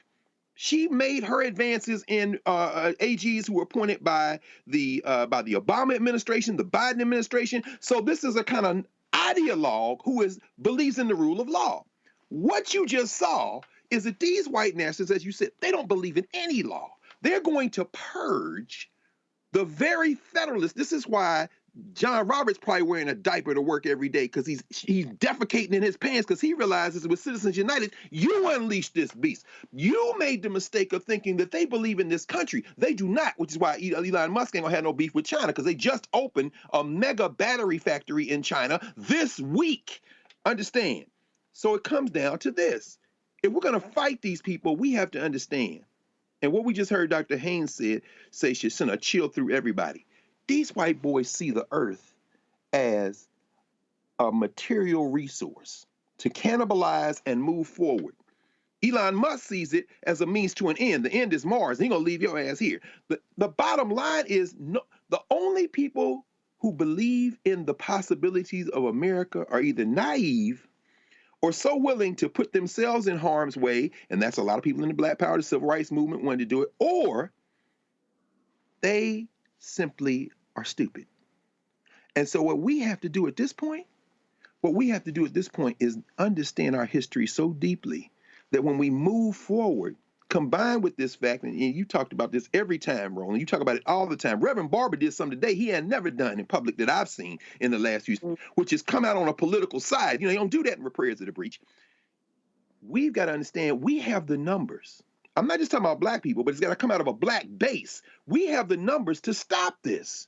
And I don't mean to stop it in a short term only. I mean to achieve a type of vision that a Bernie Sanders or a Jesse Jackson or a Nina Turner, or for that matter, the Congressional Black Caucus actually believe in. But in order to do it, we got to drop this pretense that we're talking with colleagues and comrades. These people are our open enemies, and they are the open enemies of everything except their agenda. They will throw the white people overboard, just like they did with Danielle Sassoon today. There was some idiot so-called pastor. He's a part of the right-wing Project 21. And some other dude posted this clip of him criticizing me, Reverend Al Sharpton, and I forgot the third person that was on there. I didn't listen to it because I don't listen to stupid people. And all these Negroes were on the Instagram page like, that's right, but a lot of them were like, he sounded like a damn fool. And I was sitting here laughing because I'm going, to all of y'all who agree with this fool, who's not even worthy of me mentioning his name, I'm going, have y'all even bothered to look at his resume? The dude worked for 5 years as a corrections officer, put a book out, that was it. Y'all, let me help the people out at home, and this goes back to sort of when we were talking to Chris Toller. If you ever hear somebody who criticizes folk who plan boycotts, who are working to do that, if you hear anybody criticize, oh, you trying to get us to vote Democrat, you trying to, I want y'all to ask, I want y'all to do I don't want you to do a forensic audit of them. I just want you to do a cursory audit. Have you ever organized anything? See, y'all, I have a very simple rule when it comes to this show. Folks like, you need to have so-and-so on your show. Man, he understands economics. Has he built anything? Has she built anything? If they're so smart and so genius about economics or education, what have they actually done? What you have out here, and this is what the problem with social media, and I use this all the time. We used to go to the barbershop, and was always those 2 or 3 loudmouths out there who would say stupid stuff, had no facts, but because they could spin a phrase, because they had a silver tongue, we like, yo, man, he making some sense. Mm-hmm. One of the greatest things about black people is also the bane of our existence. Is that as we have black people who can talk very well, who can enunciate, who can articulate, who it sounds like they are speaking the truth as if they were handed on 2 stones like Moses coming down from the mountain. Not Moses. But then if you actually listen and you fact check what they say, they don't know what the hell they're talking about. They're just good at talking. And see, back then, that was the barbershop. We could just go home, okay, and whatever. Now they join together with the other crazies on YouTube. Now they on Instagram, now they on TikTok, now they on Twitter, they on fan base, they on Snapchat, they on Flickr, they on Tumblr, they on Facebook, they on Spills, Spoutable, Clubhouse, they all over the place. And a lot of us are falling for those false prophets. Because all you actually doing is helping them make a profit. And that's what we're dealing with. So earlier when Greg talked about we've got to go back to what you saw in the 70s and 80s, where you had true black organizing and mobilizing around a series of very specific interests. And I love when these Simple Simon Negroes, you ain't nothing but a tether, which is crazy because I love how y'all think that's an insult. But if you're going to call me a tether, which is a lie, then you're calling Stokely Carmichael a tether. Then you're calling Shirley Chisholm a tether. Then you're calling Sidney Poitier a tether. Then you're calling Harry Belafonte a tether. You're calling Marcus Garvey a tether. See, I love all you anti-immigration Negroes who then act like y'all black nationalists with a conscience, but then y'all skipping over all these black folk who have contributed to the African-American experience who were not born here or whose parents are not from here. Let me help y'all out. While y'all at it, y'all can praise Wes Moore. I guess y'all gonna call him a tether too. Look at his roots. See, this is the stupidity that we're seeing take place across our community. These people don't believe in organizing.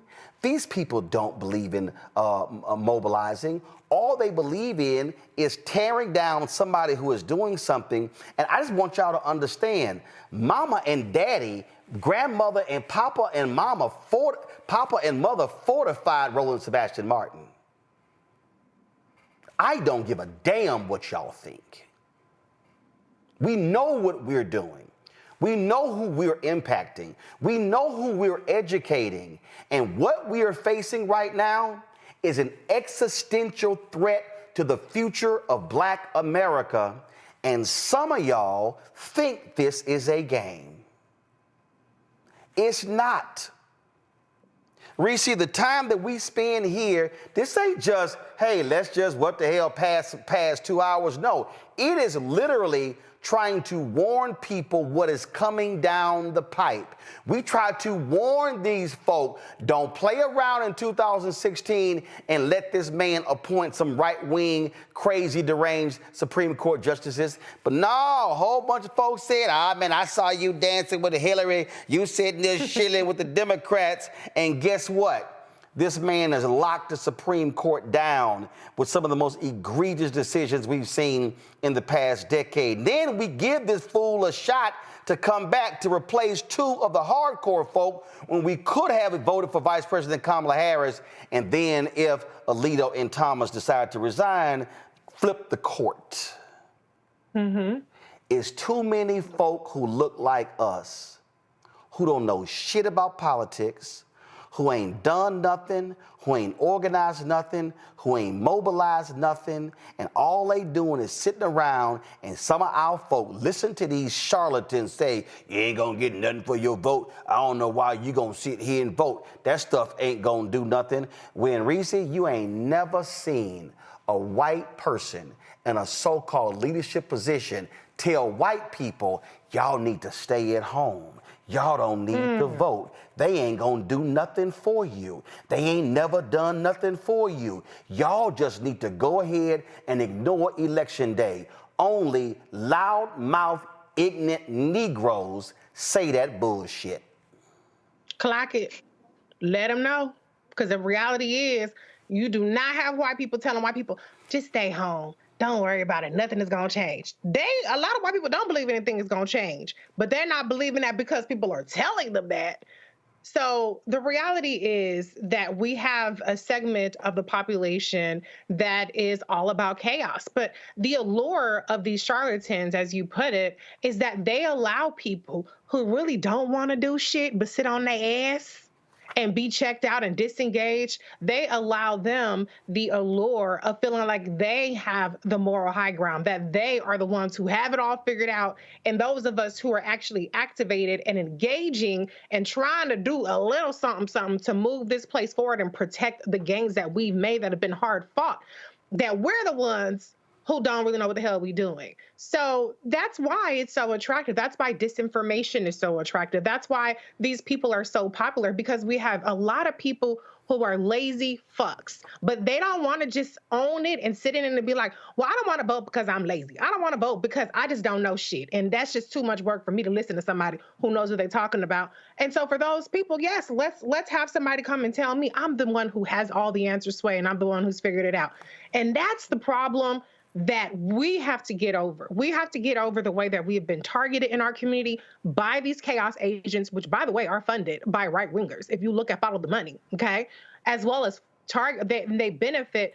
They have profit motives. They sit on YouTube and all these other channels, which they get paid for to get the subscribers, and they get rewarded for this chaos that they're injecting. And we're the ones who are stuck in these communities that are not advancing because the census was stacked against us, because of gerrymandering, because of them using DEI as a pretext to get rid of our civil rights infrastructure. We're the ones that are going to suffer for it. But at the end of the day, we're not going to save everybody. We're not going to reach everybody. We just have to try to reach out and touch the people that maybe they like, oh, well, which way should I go? Should I listen to them or should I listen to them? Maybe we can do a little something to try to reach those people. But everybody ain't gonna be with the advancement of our community, because there are a lot of people who just don't want to lift a finger. And even something as simple as voting is asking too much of those people. That is the problem that we are consistently faced with. We don't want to fight for enough as a whole community that has the capacity to make change. Let me be clear, Nola. There are a lot of people who, frankly, look, they don't consume information like we do. They don't talk to folks. They're not following this stuff. It's a lot of people like that. It's a lot of people who were like that growing up in Clinton Park, in that community in Houston. It's a lot of those people. It's a lot of those people. And I say this all the time, okay? And this is the thing that because it goes to what Chris Toller was talking about. It goes to what Greg is talking about. What I need black folks watching to understand, and I need the black folks who are watching I need you to share this and spread this to folk who are from the age of 12 all the way up to the age of 40. I'm being specific for a reason. Let me say it again. I need everybody you got to spread this from 12 up to the age of 40. Here's why, Nola. And we don't want to think about this. This is February. My dad is 78 in April. My mom is 78 in November. Amen. My wife turns 60 today. Happy birthday. I'm 56. Happy birthday. So here's what I need people to understand. My parents' generation, they are tired. They are retiring. What a lot of us who are in our 50s and 40s and 30s and 20s don't understand is that generation put in the work. They were the poll watchers. They were the precinct judges. They were the NAACP chapter presidents. They were the ones who showed up with picket signs. They were the ones who worked phone banks.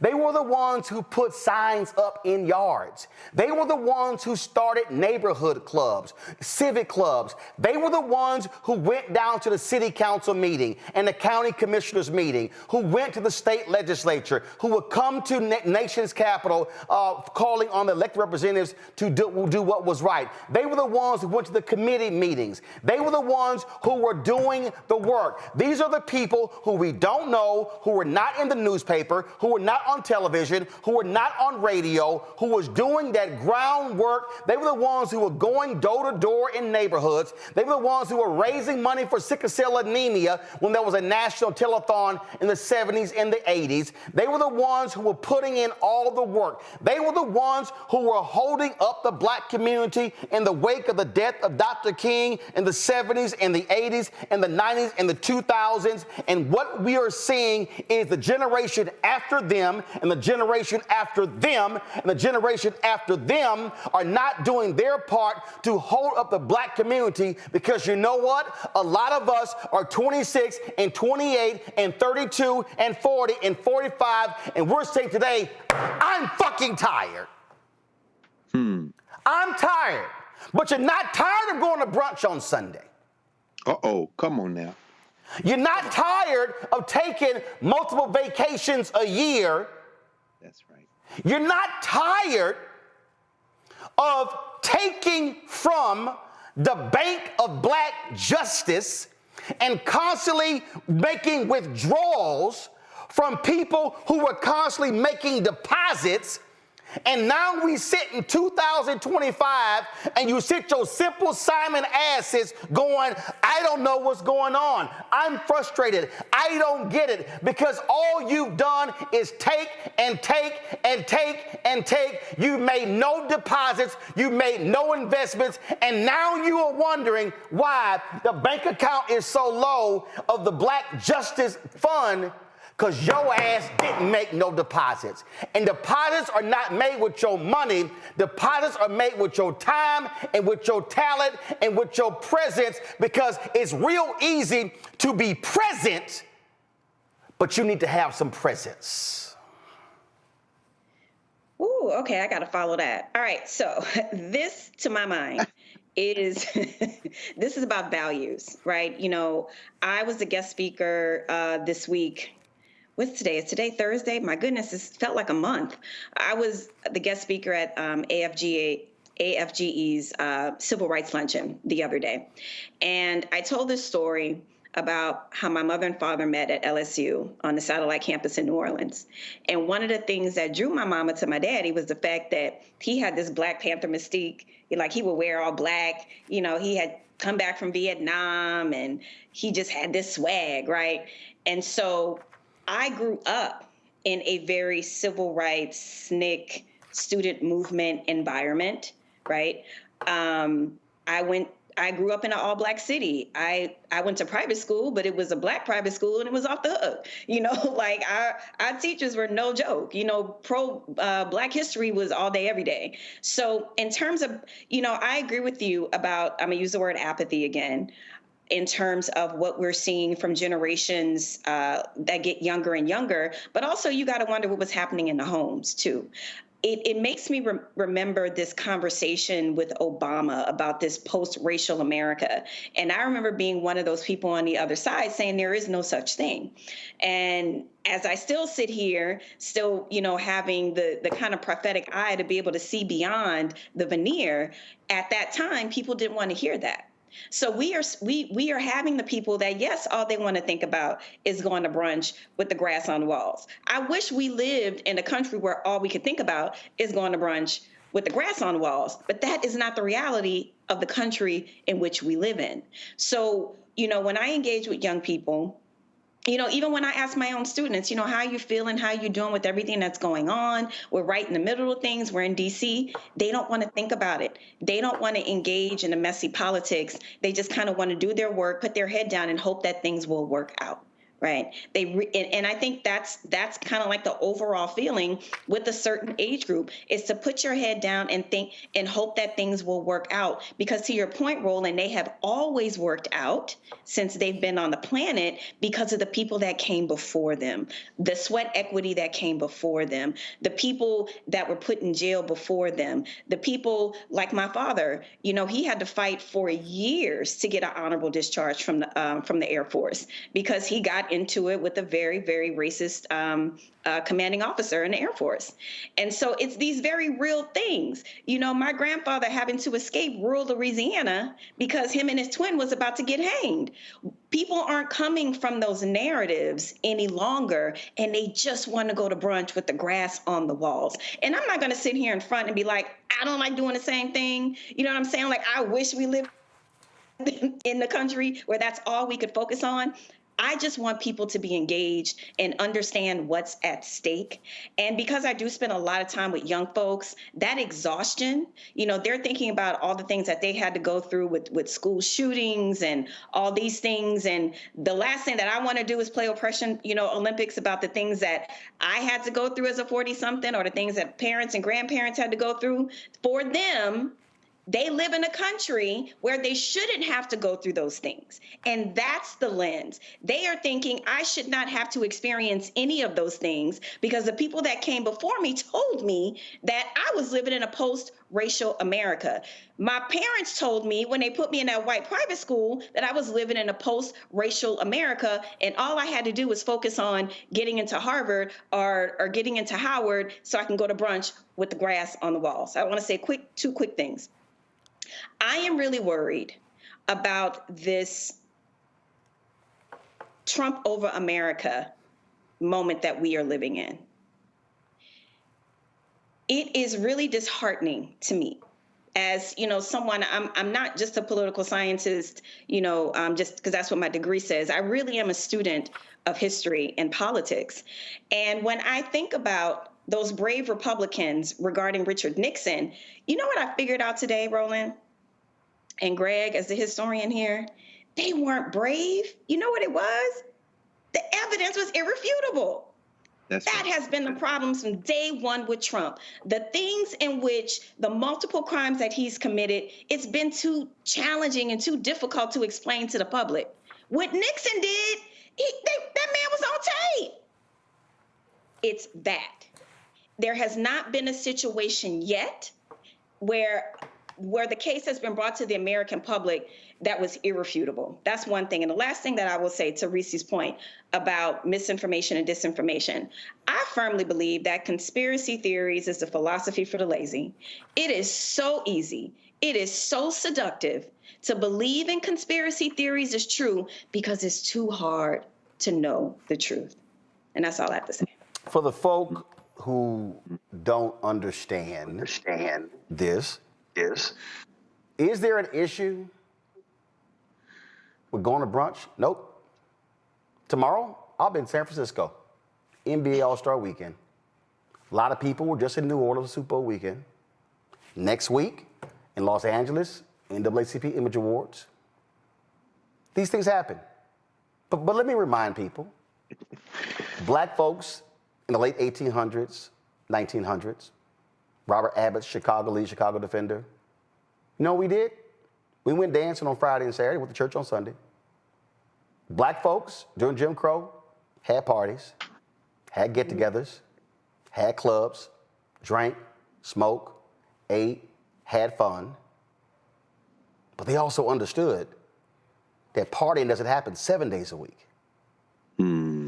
Greg, they also understood work still has to be done. And what I'm saying right now is not, oh, you calling out young people. No, I'm calling out anybody who believes that their work is done. I'm calling out anybody who believes that, oh, I can just check out, I can just rest. And let me be real clear, rest is good, rest is important, meditating, relaxing, all those things are critical, but it can't happen for 3 months, 6 months, a year, 2 years, 5 years, 10 years, and then go, okay, let somebody else do all the work. Greg, to Nola's point, She's absolutely right. Thank goodness I didn't have parents who said that stupid stuff to me. One, I was calling out that post-racial bullshit when they were saying it. I was like, no, y'all, I was saying white minority resistance is happening while Wolf Blitzer was saying that bullshit on CNN. I was on the air saying it. Yes, sir. But the reality is this, Greg, our history says it.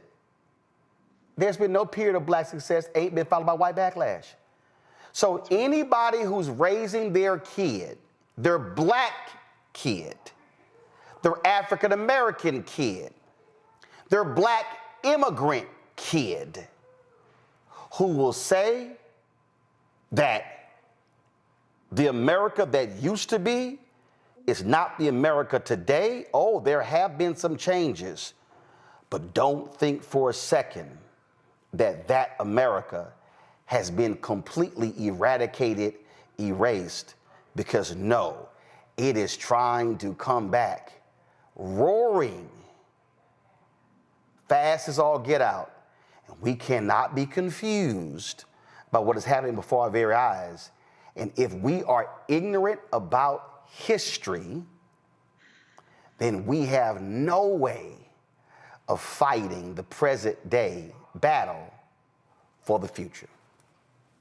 That's right. It is correct. It's humanity. It is our common humanity versus those who would exploit human beings. If that seems overbroad, it's because it is hard to get our minds around the things we've been socialized to believe are real, that are only real because we give these concepts our power. One is the concept of the nation state. You know, that region of the country that you all are from, that Gulf region, Louisiana, Texas. Every time I go to New Orleans, I'm reminded that city and that region has more in common with Haiti and Jamaica than it does with Iowa. Because it is a Latin-based city. The Africans who were there, the indigenous people who were there, they didn't speak English. This is one of the reasons why, you know, I kind of depart with my friend and colleague, Nicole Hannah-Jones. This isn't a 1619 project. You're trying to pour our common humanity into a framework that can't hold it. There is no United States of America as a concept. What there is a settler crime stitched together with a lot of different people in it who the only way you keep those people together is two basic ways: force or by committing to a common humanity. Clearly, white nationalism is not interested in common humanity, so they've got to go with force. The white nationalists love the federal government when they're in charge, and they hate it when they're not. There are no principles holding this country together. There's no rule of law holding together. There's no set of principles holding any country in the world together, right? As we are sitting here, Narendra Modi just finished meeting with Donald Trump at the White House, and Modi, the only words in English he said at the press conference after the meeting they had was, make India great again. Because he is a Hindu nationalist trying to hold together the biggest democracy in the world through force. That is the case in Central Africa, where you see the president of Rwanda, Paul Kagame, backed by all the millionaires necessary and billionaires necessary because they want those precious minerals in Eastern Congo, launching forays into Eastern Congo, and millions of people are dying. That's what's going on in the Sudan, as the Russians have just signed a deal to develop a port in Sudan, as 12 million people displaced. The biggest genocide going on in the world right now. It isn't Gaza, it isn't Congo, it's Sudan. What we face is a dilemma that all humans face.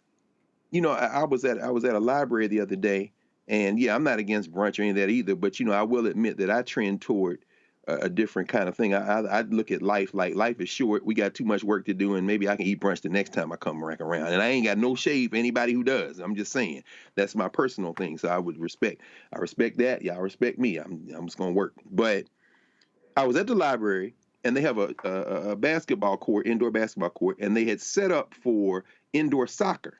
It's cold outside. And I looked at all these children. I guess the youngest may have been 7, 8 years old, and the oldest were maybe early teens, if that. And they were in there laughing, probably about 40 or 50 kids in there, just, kicking the ball, and the other ones standing around watching.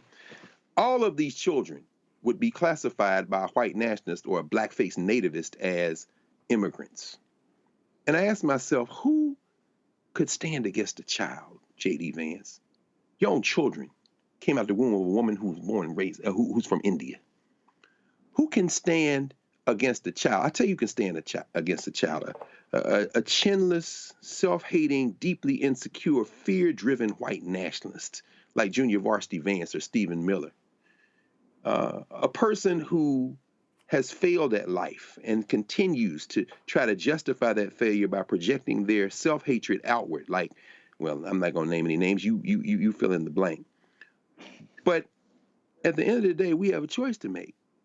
Are we going to stand and say, we are human, and as African people, we have values, we have cultures, the various cultures that have blended together and formed their way into a resistance, into an identity, that while we don't share the same identity exactly, we have a common identity that is global. I'm sorry, you blackface nativists, and you people who really don't study history as much, you probably ate a little bit too much brunch as you glossed your way over to whatever hot take you just vomited out on social media, thereby proving you haven't studied much at all.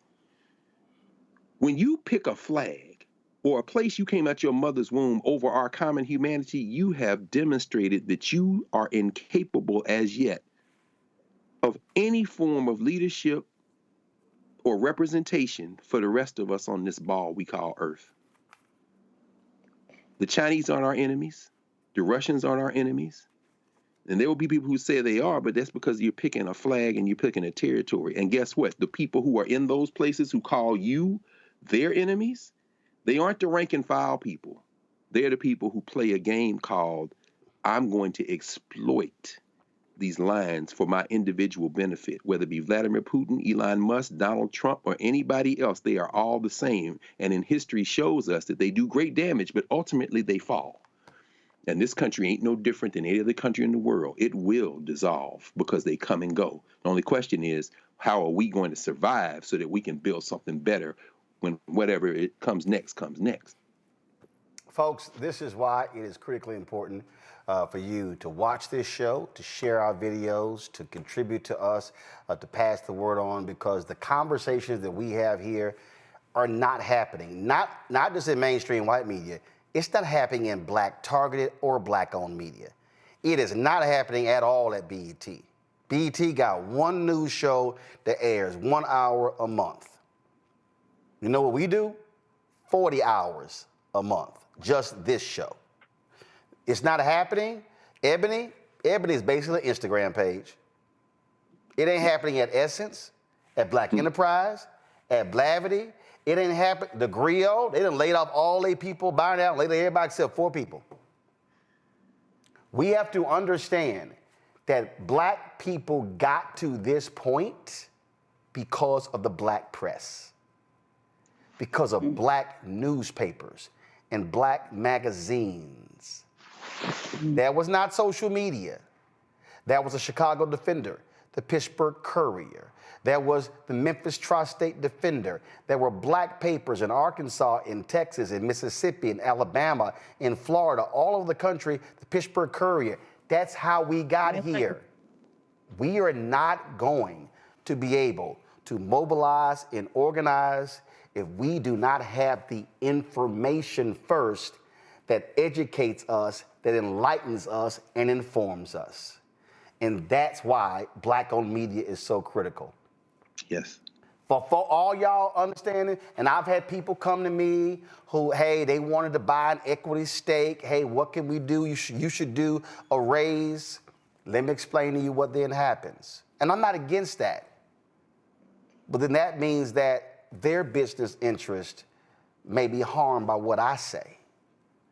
And then they might say, man, do you have to go so hard on that? The reason we can do what we do here, because there's one owner with 100%, with freedom and the flexibility to do what we do and to book the people that we do. Mm-hmm. I've had people say, I don't know why you got that cussing woman Reese on. I said, she gonna be back next week.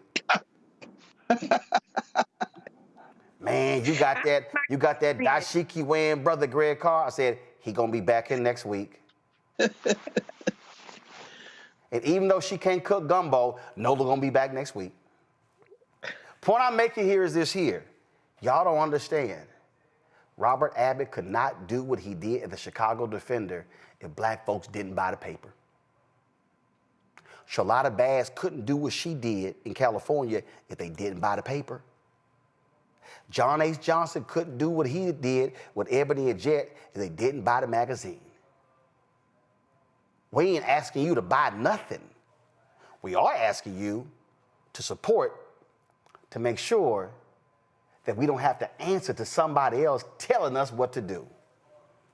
And also, and I don't have to address it, I have before, all of y'all Simple Simons who actually think that if a campaign actually takes out political ads and you think I'm not gonna call them or their party out, you should get drug tested. Because the philosophy here is the same for everybody. If you do good, I'm gonna talk about you. If you do bad, I'm gonna talk about you. At the end of the day, I'm gonna talk about you. Reese, Greg, Nola, I appreciate y'all being on today's show. Thank you so very much. Folks, if y'all want to support the work club, your contributions are critically important to our work, not just this show, but the network. Speaking of that, folks, I want all y'all to stay tuned because coming up next, you're going to see a new show that we are launching. It's called The Other Side of Change. It's Jameer Burley, Bria Baker. We're going to stream that right after I get done here. And so I told y'all we got more new episodes of The Black Table coming. We got Balanced Living with Reverend Dr. Jackie Hood Martin. We've got other shows that we're developing. This is about creating a news and information network that covers the things that matter to us so we're not having to sit here and say, I ain't know about that. I wish I knew. I wish somebody would have said something. Why don't we know about that? Well, guess what? This is what we do every single day, and we're not apologizing to anybody for it. And so if you want to, so the goal is very simple. We want to get 20,000 of our members contributing on average $50 each. That's $4 a year. That's $4.19 a month, 13 cents a day. If you can't do that, we understand. It doesn't matter what your contribution level is. It doesn't matter. If you could contribute more, that'd be great as well. I'm literally sitting here and I've got checks in front of me for $50, $25, $10, $5, $100. Somebody sent us 10 $1,000 cashier's checks, and I appreciate that. I'm literally depositing this right here. So we do electronic. We also do it checking money orders. But y'all, Gil Scott-Heron said the revolution will not be televised, but it will be streamed. And I'm telling you right now, we got to have information that's factual and correct. Contribute via Cash App using the Stripe QR code. It's right here. If you're listening, go to theblackstarnetwork.com. If you want to contribute cash or checks, send your check and money order, P.O. Box 57196, Washington, D.C. 20037 7-0196. PayPal, R. Martin Unfiltered, Venmo, RM Unfiltered, Zelle, Roland at RolandSMartin.com, Roland at RolandMartinUnfiltered.com. Be sure to download the Black Star Network app, Apple phone, Android phone, Apple TV, Android TV, Roku, Amazon Fire TV, Xbox One, Samsung Smart TV. Be sure to get our gear, get our shirt, hashtag, we try to tell you, FAFO 2025. Also, don't blame me. I voted for the black woman. Get that merchandise and the network merchandise at RolandMartin.creator-spring.com. The QR code there as well. Also, get my book. All proceeds go right back into the show. White Fear, How the Browning of America is Making White Folks Lose Their Minds. Get it at bookstores and online. You can also get the audio version that I read. And don't forget, download the app Fan Base. Absolutely, folks. All sort of great features on it. If you want to be one of the investors in the crowd fund, go to startengine.com/fanbase. We're going to roll right into our new show with Bria Baker and Jameer Burley. Let me thank all of you, folks. We'll have a guest host tomorrow. I'm going to be flying to San Francisco, NBA All-Star Game, celebrating Jackie Hood Martin's 60th birthday. It is today. That's right. This is when we were in Jamaica. So she is a Delta and a Lynx and all that good stuff. Y'all go on social media. Wish her happy birthday. Folks, I will see y'all tomorrow. Holla!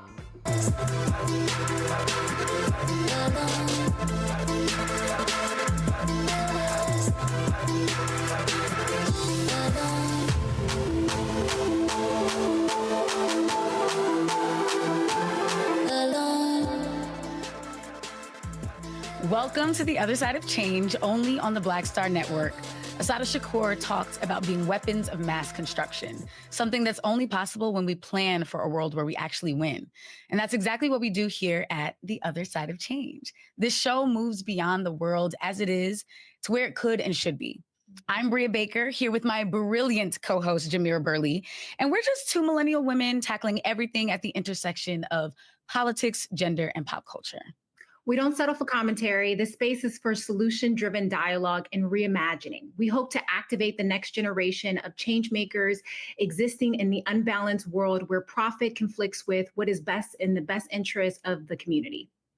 And later on today, we're going to talk about that in the context of environmental disasters and systemic exploitation, how these disasters are turned into profit opportunities at the expense of the most vulnerable.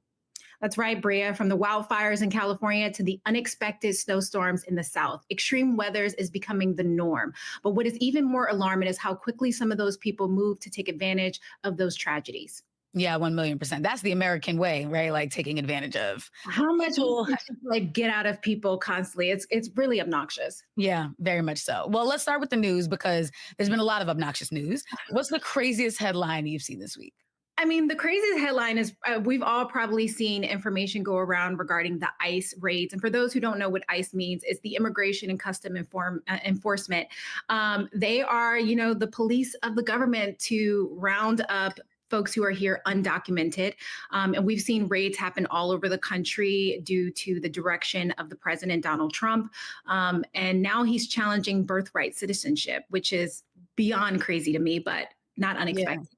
And that's the crazy part, because what you talked about is like ICE is designed to round up undocumented people, which is its own messed up thing anyway.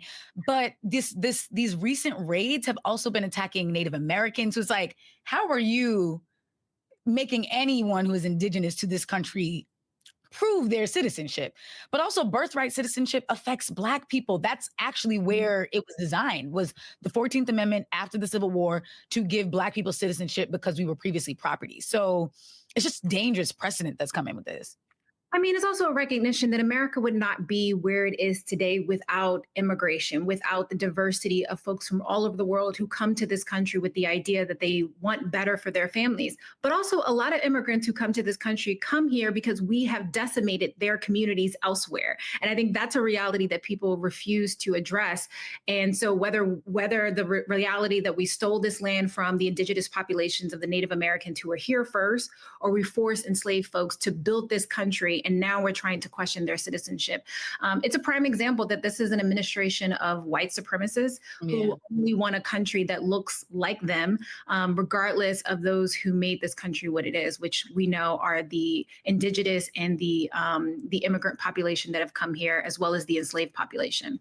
But yes, it definitely impacts Black people. So for Black folks who are like, this is not our issue, girl, I've been tussling on Facebook all week about it. I have been so shocked that people I grew up with, I grew up in New York. It's a community that is mostly Black and brown.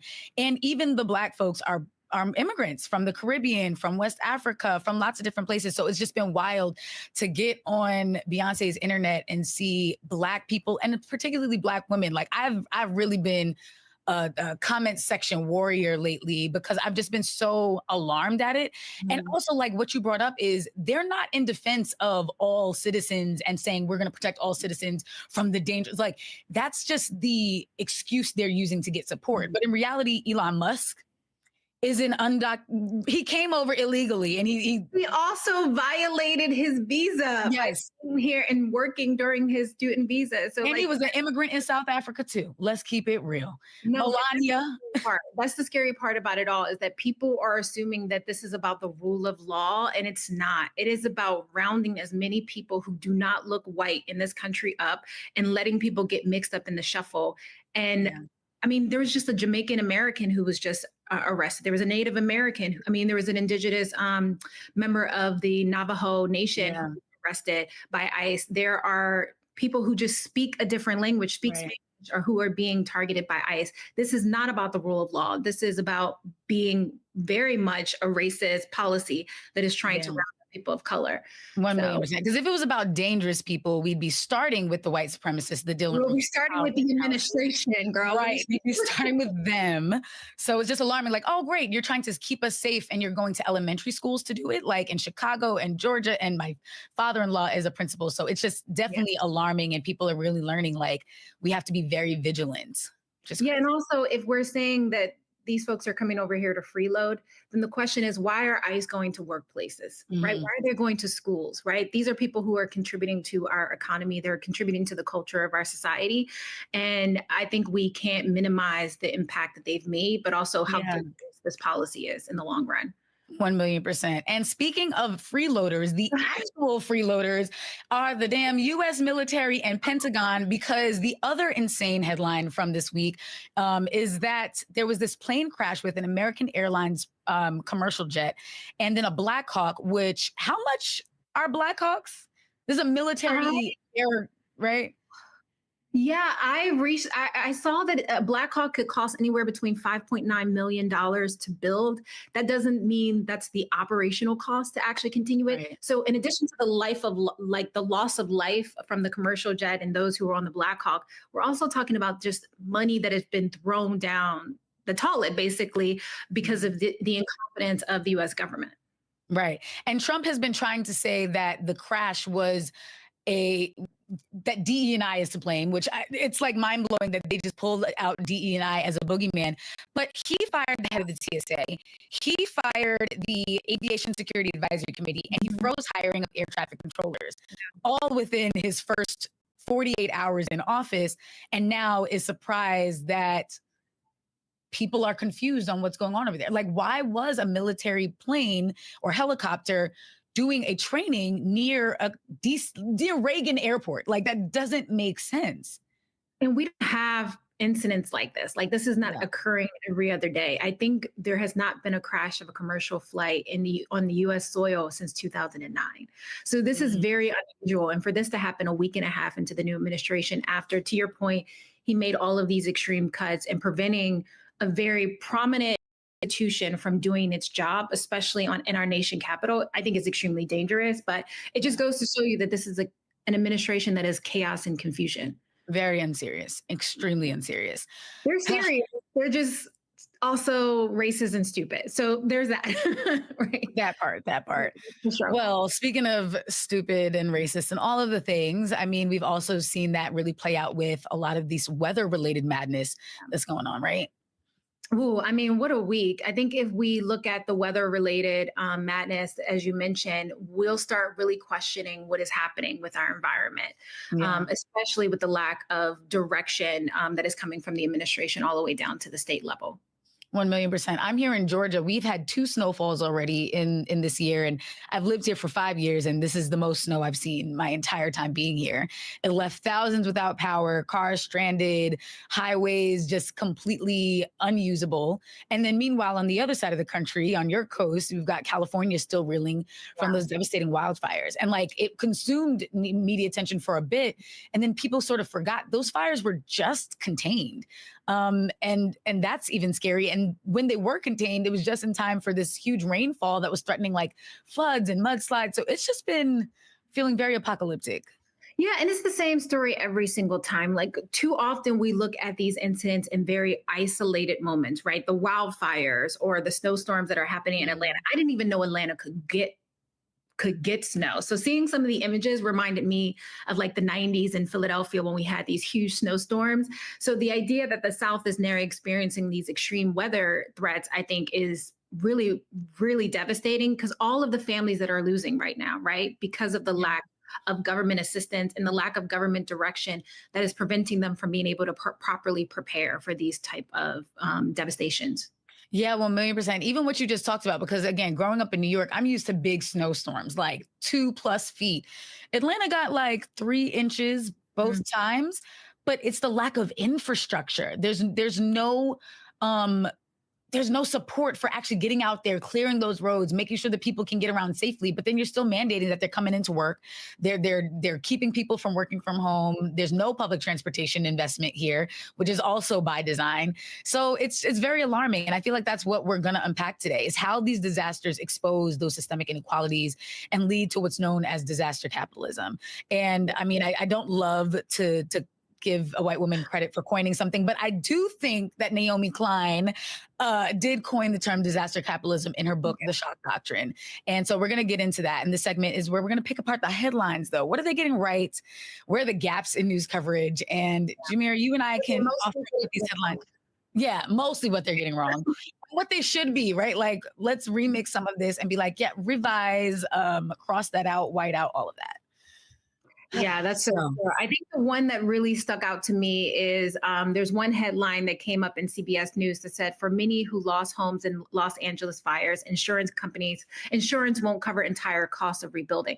The reality is those insurance companies have been taking premiums from those families for decades, right? Mm-hmm. Requiring them to have insurance. And now all of a sudden they are picking up, closing up their wallets and leaving the state without any repercussions. And so that for me just goes to show you that this is a prime example of like, just, you know, the transfer of wealth and the lack of government accountability for those insurance companies who were required to operate and now all of a sudden are not, you know, fulfilling their end of the bargain. Like I want my money. I would want my money back if I've been paying into these premiums for years, only to be told that actually you're not getting anything.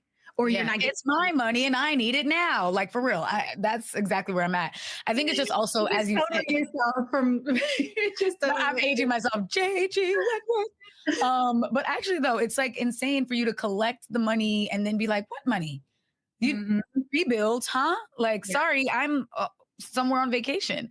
It's also been alarming because there's a death toll. And I think there's been a lot of attention on property destruction, rightfully so, because people are losing everything. But there is a death toll that has risen to 29. That's dozens of people who have lost their lives in these fires, let alone all the people who have lost their primary homes. And yet Page 6 ran a piece that said all the celebrities impacted by the Los Angeles fires. And it goes down the list, naming people like Paris Hilton and Bella Hadid. And again, I'm not going to say that anyone, you know, who loses their home isn't feeling grief around that. Mm-hmm. But I mean, there are some people losing one of their homes, and there are some people who are losing a home that is housed multiple generations of Black and brown people. And we're just centering white celebrities when there are people who are not going to be able to bounce back, who are not going to have some big project next year that's going to make it all up in one sweep. Like, there's real loss here. Like, a Black Air Force vet was just running for his life. Towards what? Who knows? But like, where are those stories? Why are we so focused on A-listers? Yeah, and it's also it's pretty heartbreaking because a lot of those, we know that one of the ways to build wealth in this country is through home ownership. And we know a lot of folks who lost their homes, particularly in those Black and brown communities, have had those homes in their families for generations. Yeah. This might be the only plot of land that they had to their name. And to watch them lose their homes and the lack of coverage of that, but then more importantly, seeing all those folks who are trying to come in and sweep in and buy those homes for pennies on the dollar, it sucks, right? Because now not only are you out of your home, you can't even go to work. Right? What is your children's schools may be non-existent. Right. You're trying to pick up the pieces, and you lost all of the memories, the pictures, the photos. When I was younger, we had a house fire, and I don't even have that many baby pictures anymore because of all we lost.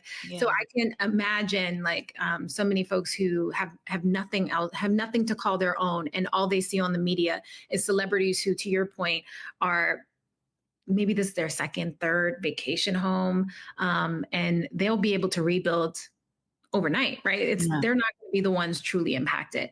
Right. It reminds me of another article that came out regarding the president's visit. Oh, girl. The president's visit to, I don't, your president, y'all president. Y'all, not mine. Not my president. He visited parts of LA. So LA Times ran a story talking about how the President Donald Trump toured this Pacific Palisades fire devastation, but did not go to the predominantly Black and brown neighborhoods intentionally further marginalizing those communities and not drawing awareness to the fact that they were lacking the resources and tools to be able to rebuild. So. Yeah, that was really, I mean, I saw a video of Attorney Ben Crump hosting a town hall, and there were just Black elders just sobbing and crying, like, we are waiting for relief. Who's coming for us? And I've seen an outpouring through like GoFundMe's and things of that nature, but we shouldn't have to crowdsource when this federal government, to collecting our premiums. You collect our taxes every year swiftly, okay? And if you don't, we would get arrested. With haste. Yeah. And then when it's time to do something, it's like, sorry, I can't go everywhere. I can only visit the rich people, which is really frustrating. So yeah, that headline definitely needs to be shifted. It's not that Altadena residents feel forgotten. They were forgotten. They were invisibilized. They were ignored. And you brought up all of the systemic racism that a lot of these Black elders had to survive to even get those homes, the redlining they had to survive, the employment discrimination they had to survive, all to buy these homes that are their version of the American dream, and to have it literally burn to ashes before their eyes, and then have to turn around and beg the president to even stop by, even pay attention. To see that they exist. Yeah. It's sick. It's really sad. And then lastly, I know everyone was praying for rain, and we got to get some water in here, which was needed to help contain the fires, because the firefighters were working nonstop, 30% of them being incarcerated firefighters. But then it was wild, because then the rain came and it was like flooding and mudslides. And so it's just very alarming what is happening in California, and that the climate scientists and the climate activists have been sounding the alarm that this is a state that is really in need of deep rehabilitation. Like it's dry, but also cannot handle water. And it's scary. This is scary times. It is scary, and we're gonna hold on to that thought and take a quick break. So the other side of change will be back after this break, only on the Black Star Network.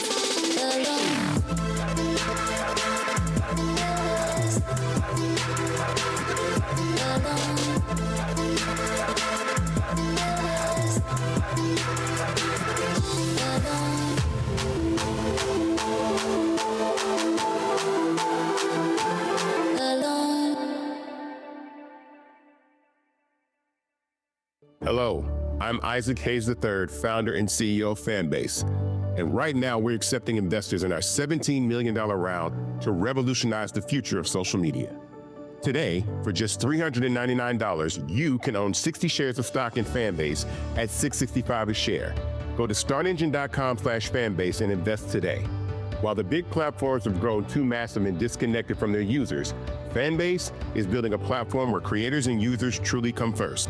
We've already raised $8.6 million from everyday investors who believe in this vision, and now you can join them.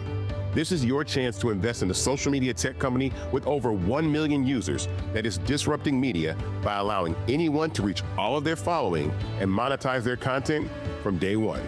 The market is changing, big platforms are failing to serve their users, and Fanbase is stepping up to fill the gap. Don't wait until it's too late. Invest now. Invest for yourself and your future. Go to startengine.com/fanbase and own the future of social media.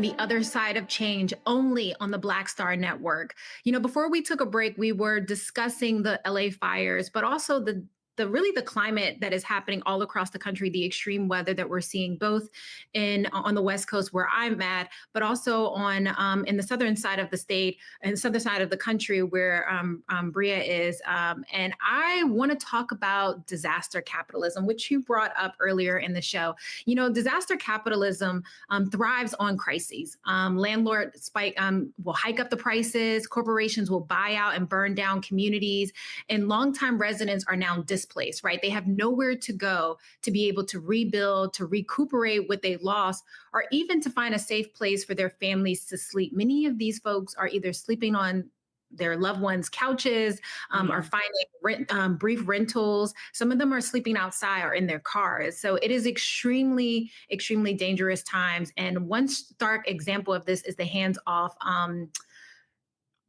I don't know why. Altadena movement that is happening in California, where families are fighting back about these predatory investors that are coming in, trying to swoop in and take up their properties. What are you hearing from folks? Yeah, I mean, disaster is big business, unfortunately for us. But yeah, I have a few friends who, you know, my good friend Kimberly Bolton, her family has lost 6 homes in that area because she has a lot of aunts, uncles, parents who are all living in the same community who have done that for safety, who is saying, let's build community with one another, live close to one another. And now we had to all watch our houses burn with one another. And it's really scary. It's heartbreaking, but it's also inspiring because these communities are resisting, they're resilient. It's a reminder that resilience is not just about the rebuild, but about making sure that people know Altadena is ours. You can't take what is rightfully ours. And that has been beautiful. Another person is Blair Imani, who is the creator behind Smarter in Seconds. And she is also a beautiful author. Her family lost some homes there as well. And so they have multiple generations, nieces, nephews, uncles, grandparents, all staying in the same home as they wait for a rebuild, which who knows how long something like that actually takes. It takes years. I mean, if anyone has ever seen anything built anywhere, right, you have to go through all of these governmental red tapes. You have to, one, be able to hire the staff to be able to do this. And when you have this much devastation, to your point, we don't know how long it's going to take. I also think it's really important to note that many of the folks, particularly in those Black and brown communities that lost homes, these are people, consider even Blair Imani, these are people who are providing services and resources to other people. Like many of them lead organizations and nonprofits that do services to those communities. So those nonprofits and organizations are also feeling the impact of that. And this is not just about housing, right? This sits at the intersection of race, class, climate justice. What happens when rebuilding efforts excludes those people's, those stories and those communities from being able to fully be able to thrive again, especially as they're dealing with these predatory investors that are whispering in their ear, telling them, hey, you know, if an insurance company leaves your state, maybe you should sell. What? That's not how it should. They should have never been allowed to leave in the first place. 1,000,000%. And I think the scariest thing is if that's how bad it is for people who are homeowners who own the land that the house sat on, then imagine for those who are renters who don't own any of their housing, who are at the mercy of the rebuild of the developers and the management buildings who own their spaces, or even for people who depend on these spaces for employment. What happens to farm workers who are picking and growing our food, and we're doing so with masks on because the smoke is still in the air. I mean, they've been giving out these warnings around what the air quality is going to look like for the next several months, because you're not just, I mean, we think about it, it's yes, people's houses are burning, which means plastic is burning, steel is burning, brick is burning, wood is burning, trash is burning, chemicals are burning, cars were burning.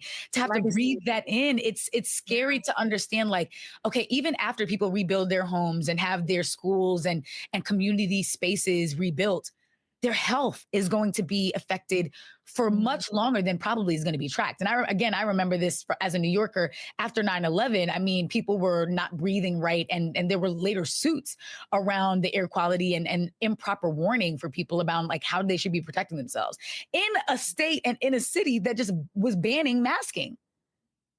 Literally, I mean, well, in a country that's banning masking, right? As if all of these diseases and viruses have now evaporated into the thin air. But to your point with not, like, we also have to think about like Katrina, right? This country continues to never learn its lesson.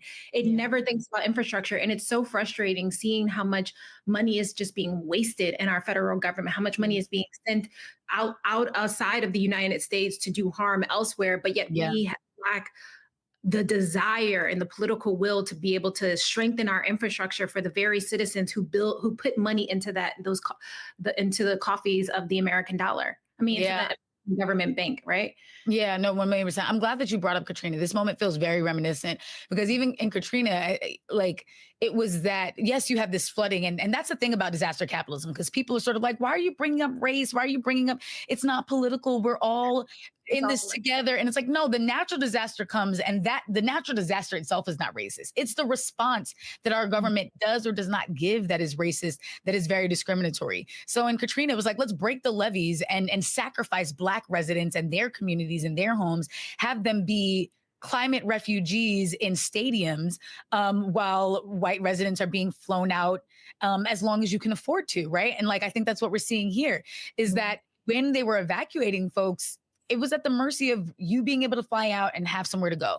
There was no real coordinated response of here is where you go. And we have planes ready to fly people out to safer spaces. And it shouldn't be this way. Like, why are we always the first ones to be deemed collateral damage and the last ones to be protected? Yeah, I'm trying to stop myself from crying because I just remember the images from Katrina of people like standing on their roofs and on top of cars and like waving signs, and they went days without fresh water, like days. In a country that literally has sent people to the moon, right? Like we can't get water and food to folks who are suffering. Reminds me of Kanye West saying, you know, George Bush doesn't like Black people. That was some of his best work. The United States government doesn't like Black people. No, truly. We need that Kanye back because we need truth tellers right now. We need people to say it. And I feel like what's frustrating, I miss the old Kanye straight up. But no, actually, and what's scary is like we have 1 million documentaries and books and exposés and investigative articles explaining just how much the government failed Black people during Hurricane Katrina. We're what, like nearly 20 years out from that. And now we're still facing situations where the same thing is happening. And it's like, at what point do we learn? At what point does it not become entertainment that someone gets to profit off of? It's not a Netflix documentary, but at what point are government officials actually learning how to better protect us? Yeah. Especially, I mean, let's not forget California, it be eating up the paycheck. Okay. They take those taxes out. Like we pay for that infrastructure, and a lot of things can be true at once, right? Like a lot of things can be true at once. But what we do know is that the devastation also always impacts Black people vastly different, or Black and brown communities vastly different than it does our white counterparts. You mentioned books. I just finished right before the LA fires. If anyone has ever heard of Octavia Butler, phenomenal writer. And for years, I was afraid to read Parable of the Sower. I heard so many stories about it. And to be honest, since COVID, I just haven't been able to, what I think is like trauma porn. I'm not saying that about this book, but a lot of like books where the reality is just too hard. I can't consume it. But I read it right before the fires, and I can't tell you how eerie it is to read that book, especially because, Octavia says she's not predicting the future. She is looking at the patterns of the past and making conclusions about what we know to be true. Yeah. Just talked about Katrina, patterns of the past and the lack of government infrastructure or the lack of political will to give a damn about these communities. Right. The stage for it to happen again. Yeah, that's the part. I really appreciate her saying that. Like, I'm not actually predicting the future. I'm just putting our current problems 30 years into the future and saying, what happens if we let them persist? And so the challenge is like, I mean, if y'all were reading the book back then, we could have avoided some of this stuff. Like, I read the book, I read the book last year because the book begins in July 2024. And I was like, you know what? Let me read it on timeline. And it was so eerie and strange to be like, why is so much of this so spot on? Down to there being a president running for office talking about making America great again. And she's bringing that up because that's what Reagan was saying. So it's like we've allowed that to shapeshift and transform and evolve into Donald Trump when we could have nipped it in the bud and cut it at the knees back then. And so it's just frustrating to realize, like, in an ideal world, Octavia Butler would be considered outdated work. Like, oh, that was before Al Gore. That was before we were serious about climate. But we didn't. We got Bush and everything else that comes after that. And it's like, this is what happens when you let the problem persist. So it's America's a masochist, as far as I'm concerned. We like the pain to the extent that we want to experience it over and over and over and over again, and then look up and be like, well, how did this happen? Yeah, it happened because we let it happen. But hopefully this time is different. I mean, we're seeing communities pull themselves together much faster than our government is acting, and I think that is giving me hope, especially at a time where it feels like so much of our country is divided across political lines because of just the hate that is running rampant. Right? Like if we're honest with ourselves, at the core of the decisions and the political decisions that people are making, it's rooted in hate. It's rooted in discrimination. It's rooted in racism, and it's playing out across a multitude of ways, including how our government responds to the climate impact. But one thing about climate is that it's eventually going to impact all of us, right? It's no color. It sees no social economic class. You might be able to respond differently after it happens, but when that storm hits, when the fire starts, we're all at the mercy of its natural direction. So all of us. And so hopefully we learned the lesson that Octavia was trying to teach us, which is that community is the only antidote. We have to keep one another safe. We have to stop thinking about individualism and actually move to a place where we recognize how interdependent we are. So I'm excited to dig into that. And we have a good guest later who we're going to talk to that about. But before we bring him on, let's go to a break again.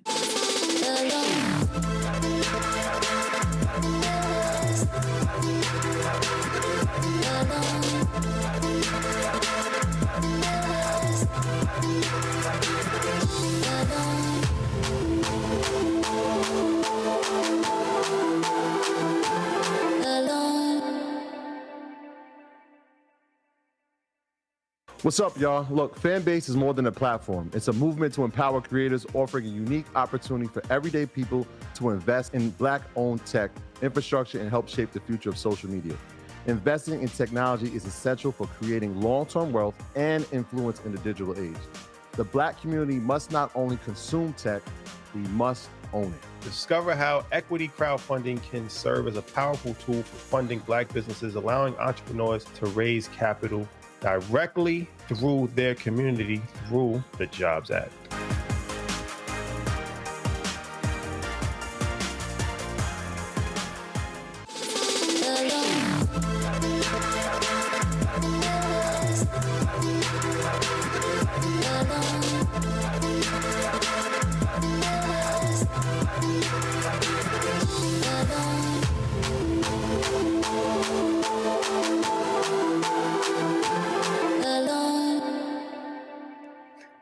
We are back with The Other Side of Change, only on the Black Star Network. So before we went on break, we were talking about the climate implications that are happening all across the country. And to help us understand this moment from a bird's eye view, we have our friend and colleague, Dorian Paul Blathers, to help us really discuss and get into the nitty gritty of this. Dorian, is not only a handsome man, but he also is very qualified to talk about this issue. He is the former Deputy Chief of Staff for Operations at the Environmental Protection Agency, the EPA, and entered this role with a decade of experience of electoral and issue-based campaign politics. Dorian previously served as the Public Engagement Program Officer for Climate Action Campaign, and he is now the CEO and founder of Good Rebel. Welcome to The Other Side of Change, Dorian. Thank you for having me. It's good to see you, Jamira, and Bria. Thanks for inviting me into this conversation. Yes, I'm so excited. And I feel like we got a good freckled light-skinned sandwich for you, Jamira, too. I know. I'm really happy to be in. We appreciate it. Dorian, I was chatting with you during the height of the LA fires. And I say height, it's still going on, unfortunately. But I remember you showing me like the outside of your balcony. Can you tell us a little bit more about like your experience of what is happening, one in LA, but also what is happening regarding climate change in general across the United States, but also the world, right? We just saw the US pull out of the Paris Climate Agreement. So what are those implications that you're seeing?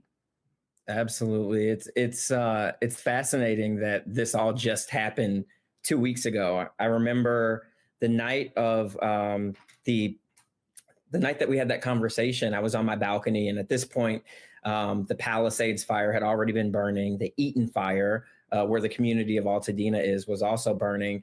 But we saw with those extreme wind events, those Santa Ana winds that come in off the mountains, there were literally little fires everywhere all across Los Angeles County. I live in Thai Town, which is just on the edge of Hollywood, and a very popular hiking destination that some of your favorite influencers hike all the time caught on fire. And that is right here in the heart of Hollywood.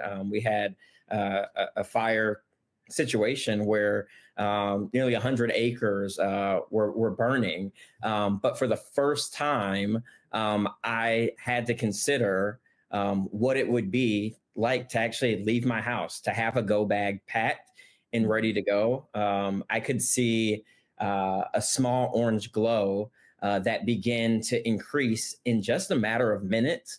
And funny enough, I was actually hosting friends from other parts of the county that were escaping fire to only have to, evacuate here from Hollywood, and find another place to go for the night. But what I realize is that, we are in the climate collapse. So for climate activists and organizers like myself who have been talking about these issues as something that is looming or something that is coming, it is absolutely here, and it's been here, and we're going to see that happen. As you stated earlier, in communities across the country, these extreme weather events are becoming more disastrous. And it's so important to contextualize that it is Black and brown communities that are often hit first and worst. And I'm not just talking about, physical property in space. I'm talking about the impact of the fallout of these disasters. There's certainly loss of life that we're seeing. The highest number of casualties came from Altadena, right? Another historically Black community. But also when we think about, what happens after the fires, there are so many people, thousands of people who are out of work in both the Palisades community and Altadena, right? There are thousands of people who are now displaced and considering what they can do with the $43,000 that they're eligible to receive if they qualify for it when applying through FEMA.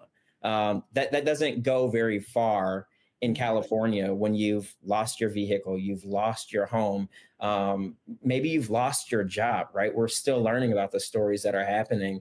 And it's important for us to, talk about this in a global context. I'm happy that you raised that, because when we think about who climate refugees are, who folks are who are often on the front lines of just the pollution that causes these disasters, but also the fallout from the extreme weather that climate change exacerbates, it's people that look like us. It's Black people first, right? It's brown people. We look at island communities who are experiencing, hurricanes that are larger than they've ever been. This is something that we're experiencing as a global society. And it's important that we get this right now as we kind of shift from, the long-held conversations on mitigation to adaptation. How do we live while these things are going on? And how do we rebuild and have resilient communities that allow us to still live with dignity in these really scary times? Yeah, I'm so glad that you said that, because especially that global context. People don't think, when they think of the terms climate refugees, that sounds like something in the third world, which I don't even use language like that. But that's we are the third world, right? We in a Gucci belt. That was me 2 weeks ago, right? We never think it'll be us until it's us, and then you're the one thinking, what do I put in the book bag and what's worth taking? And seeing people making split-second decisions of, this is the only photo I have of my mother, or this is my child's memories, or whatever. I can't imagine. I mean, it made me and my wife get really serious about, we have to get our to-go bags ready, because we certainly don't have infrastructure down here if something really hit. And people always think, well, I don't live in a community like that. And that's what a lot of people think until it hits your community. So it's definitely so scary. I mean, when you think of this rebuild, what is just and fair when it comes to rebuilding Altadena with Black and brown residents at the center? What needs to be considered that maybe people are not talking about or are only talking about in little whispers, but not on a mainstream scale? Yeah, I think, I don't know if you all saw that viral Instagram video that went out. There was a young woman named Shelly Bruce, who happens to be a friend of mine, who grew up here in Los Angeles. And she's making, kind of this desperate plea and appeal to all of her followers and everyone who's paying attention around the world on Los Angeles, that like, especially Black folks who she's speaking to, she's like, we are going to make these communities whole again.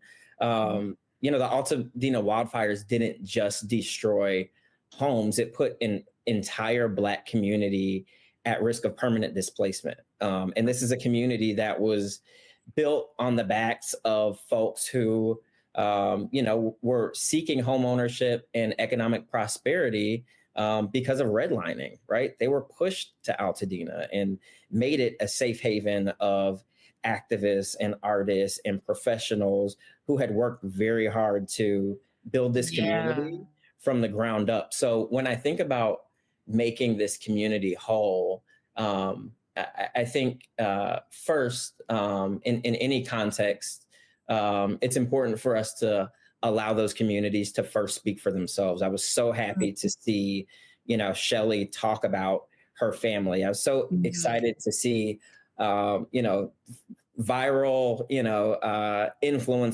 influencers and artists from Altadena, people like the celebrity vocal coach Stevie Mackey, right, who's from Altadena, talk about what his family was going through in that over these past few weeks. But first, I think we're going to have to pause and acknowledge that Altadena will never be the same. Altadena, as it was, will never be like that again. And it's going to be on us to, to steal from from a former boss and president to build back better. We're going to have to do that and be mindful of how we first stop, the stem of, we need to stem the predatory practices that are actively kind of lurking and waiting to pounce on the economic opportunity that is an entire Black city that's been erased. The governor has, instituted now a 3-month ban or moratorium on developers being able to offer below market value for these properties. We need to question, is 3 months long enough? People are still trying to find clothes to put on their back, right? People are still looking to, get back in their doctor's office and to get their kids back into school. To think that they are having to also contend with, the vultures, right, which is capitalism, coming to profit off of their pain, is the first thing. And there are a number of different things that I think we can do. You all talked about Katrina earlier this episode.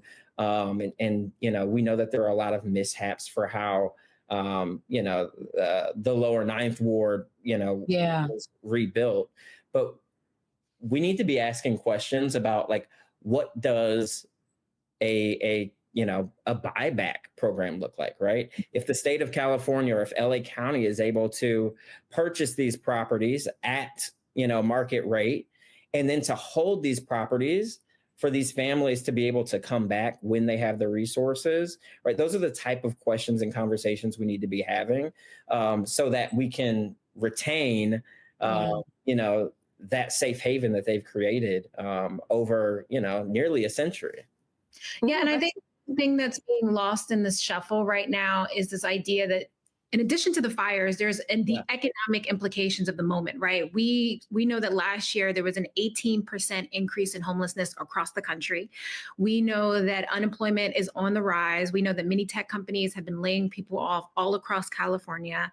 And for this to happen in the midst of that, as well as we see so much is happening with the tariffs and how that's going to impact more jobs, right? So the fires is one thing, but people's livelihoods across so many different issues are being, like, the pressure is being put on them, and they're not in a place, to your point, to make decisions about the long-term implications of their property, while in the midst of trying to find clothes and food to support their families. It has to be devastating. From what you've seen, I mean, we've talked about this earlier in the show as well, like the community response, like communities are almost showing up much quicker than government agencies and institutions that are supposed to be prepared for devastating moments like this. How do we sustain that kind of momentum long term, knowing that there's probably going to be more devastation that will continue to happen because we're not making the right decisions regarding climate change, especially during an administration that seems almost hostile to even talking about climate change because maybe he thinks it's a part of the DEI strategy? I don't know. That's right. I think that, while this has been just a tragic couple of weeks for LA and for the country, I've also, as someone who has been in LA for 2 years now, seen the best of who we are. And it's actually young Black millennials that I've seen step up and lead on the recovery and restoration efforts. That has been so inspiring. So, I mentioned Shelley Bruce. She has an organization called the Heart Department. And this organization is literally taking up space in and around in the surrounding communities in Pasadena and Altadena, so that folks can come in and get things like counseling services so that they can practice in, breath work and movement, right? They're looking at the whole person that's been impacted by this. And then I think of folks like Etienne Maurice with his organization, Walk Good LA, right?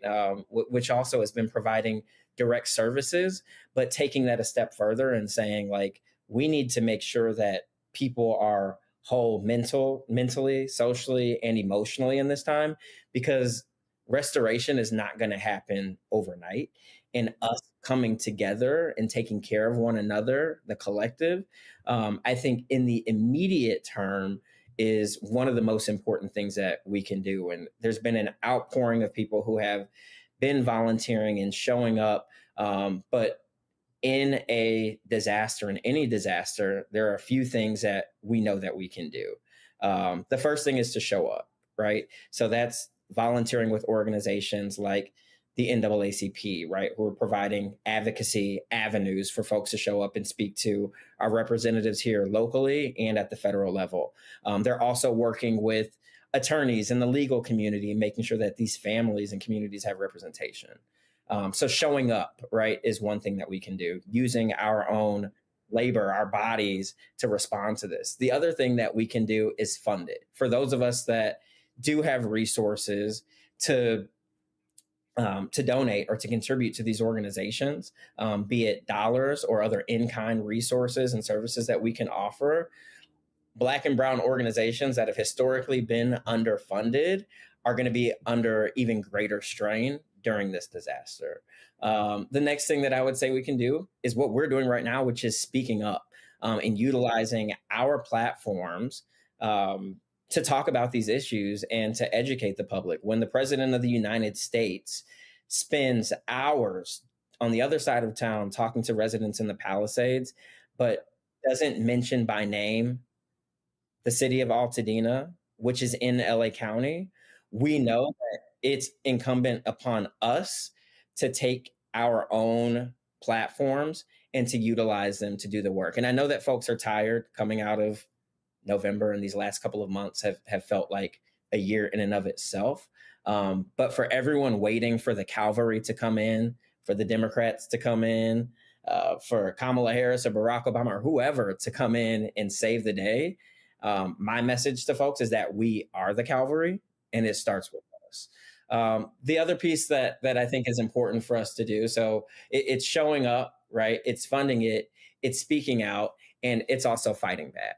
There's a lot of misinformation and disinformation percolating online, in mainstream media, coming out of the White House. We've got to call that out.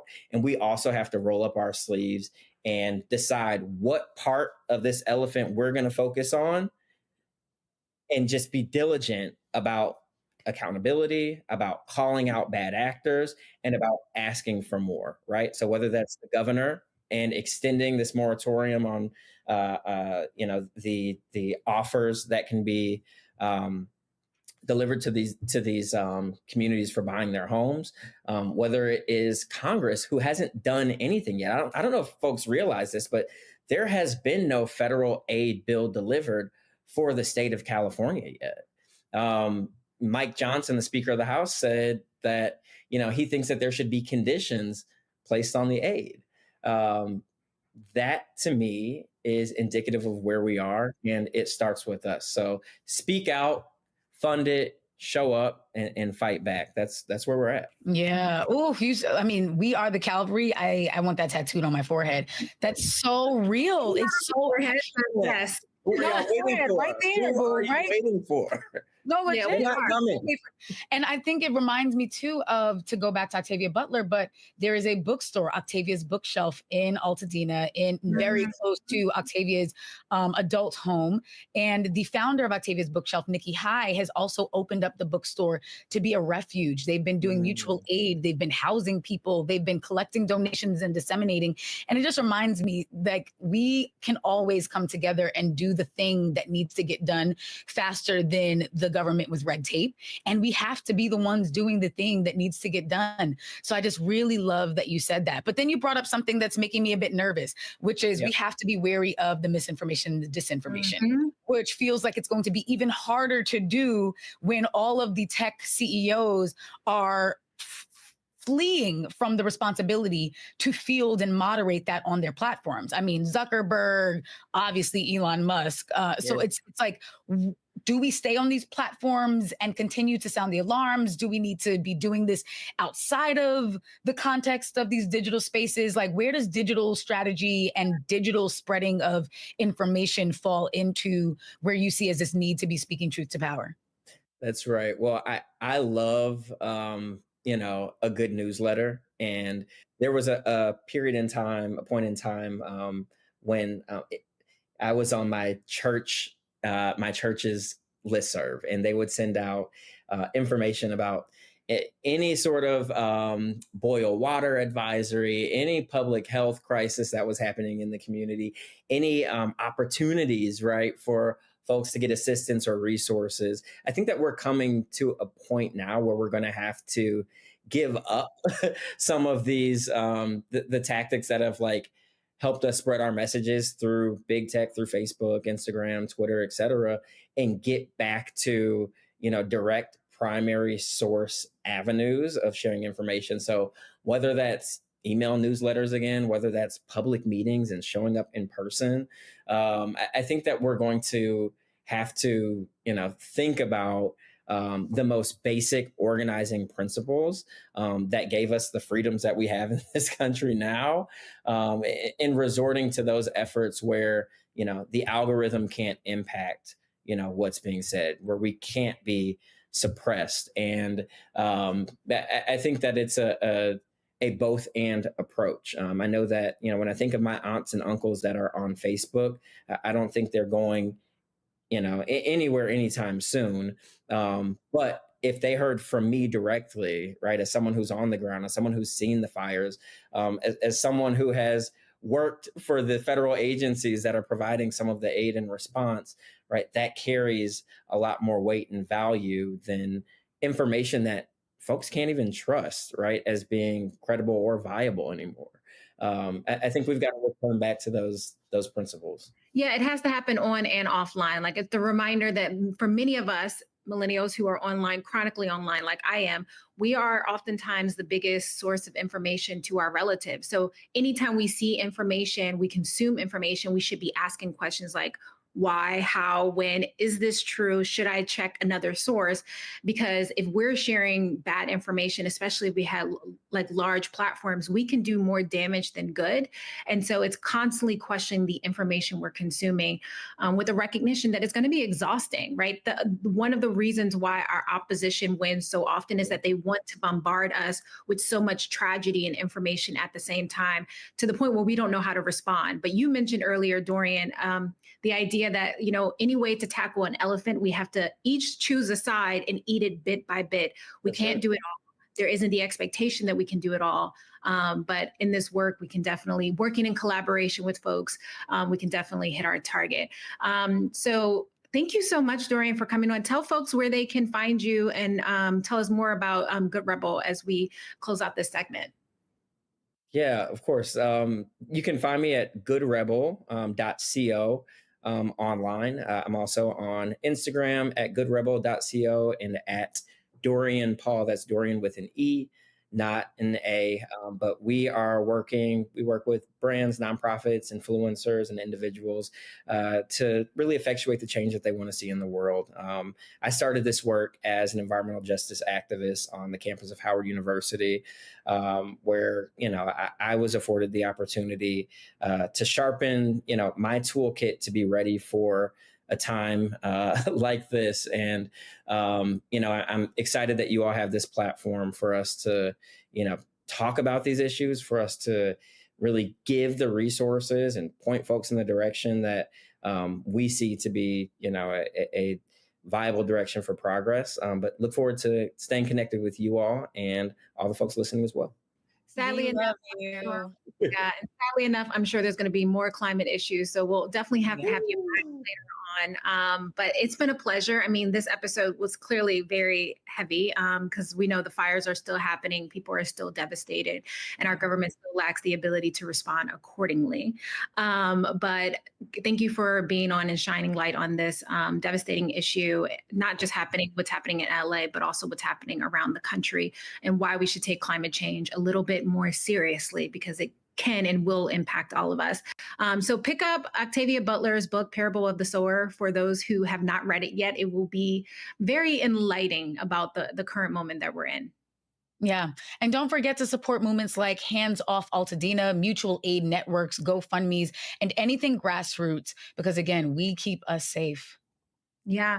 So until next time, thank you for tuning in for On the Other Side of Change, only on the Black Star Network. You can find both Bria Baker and her on Freckled While Black on Instagram, Threads, and TikTok. And you can find me on all social media platforms at Jamira Burley. It's been a pleasure and have a good day.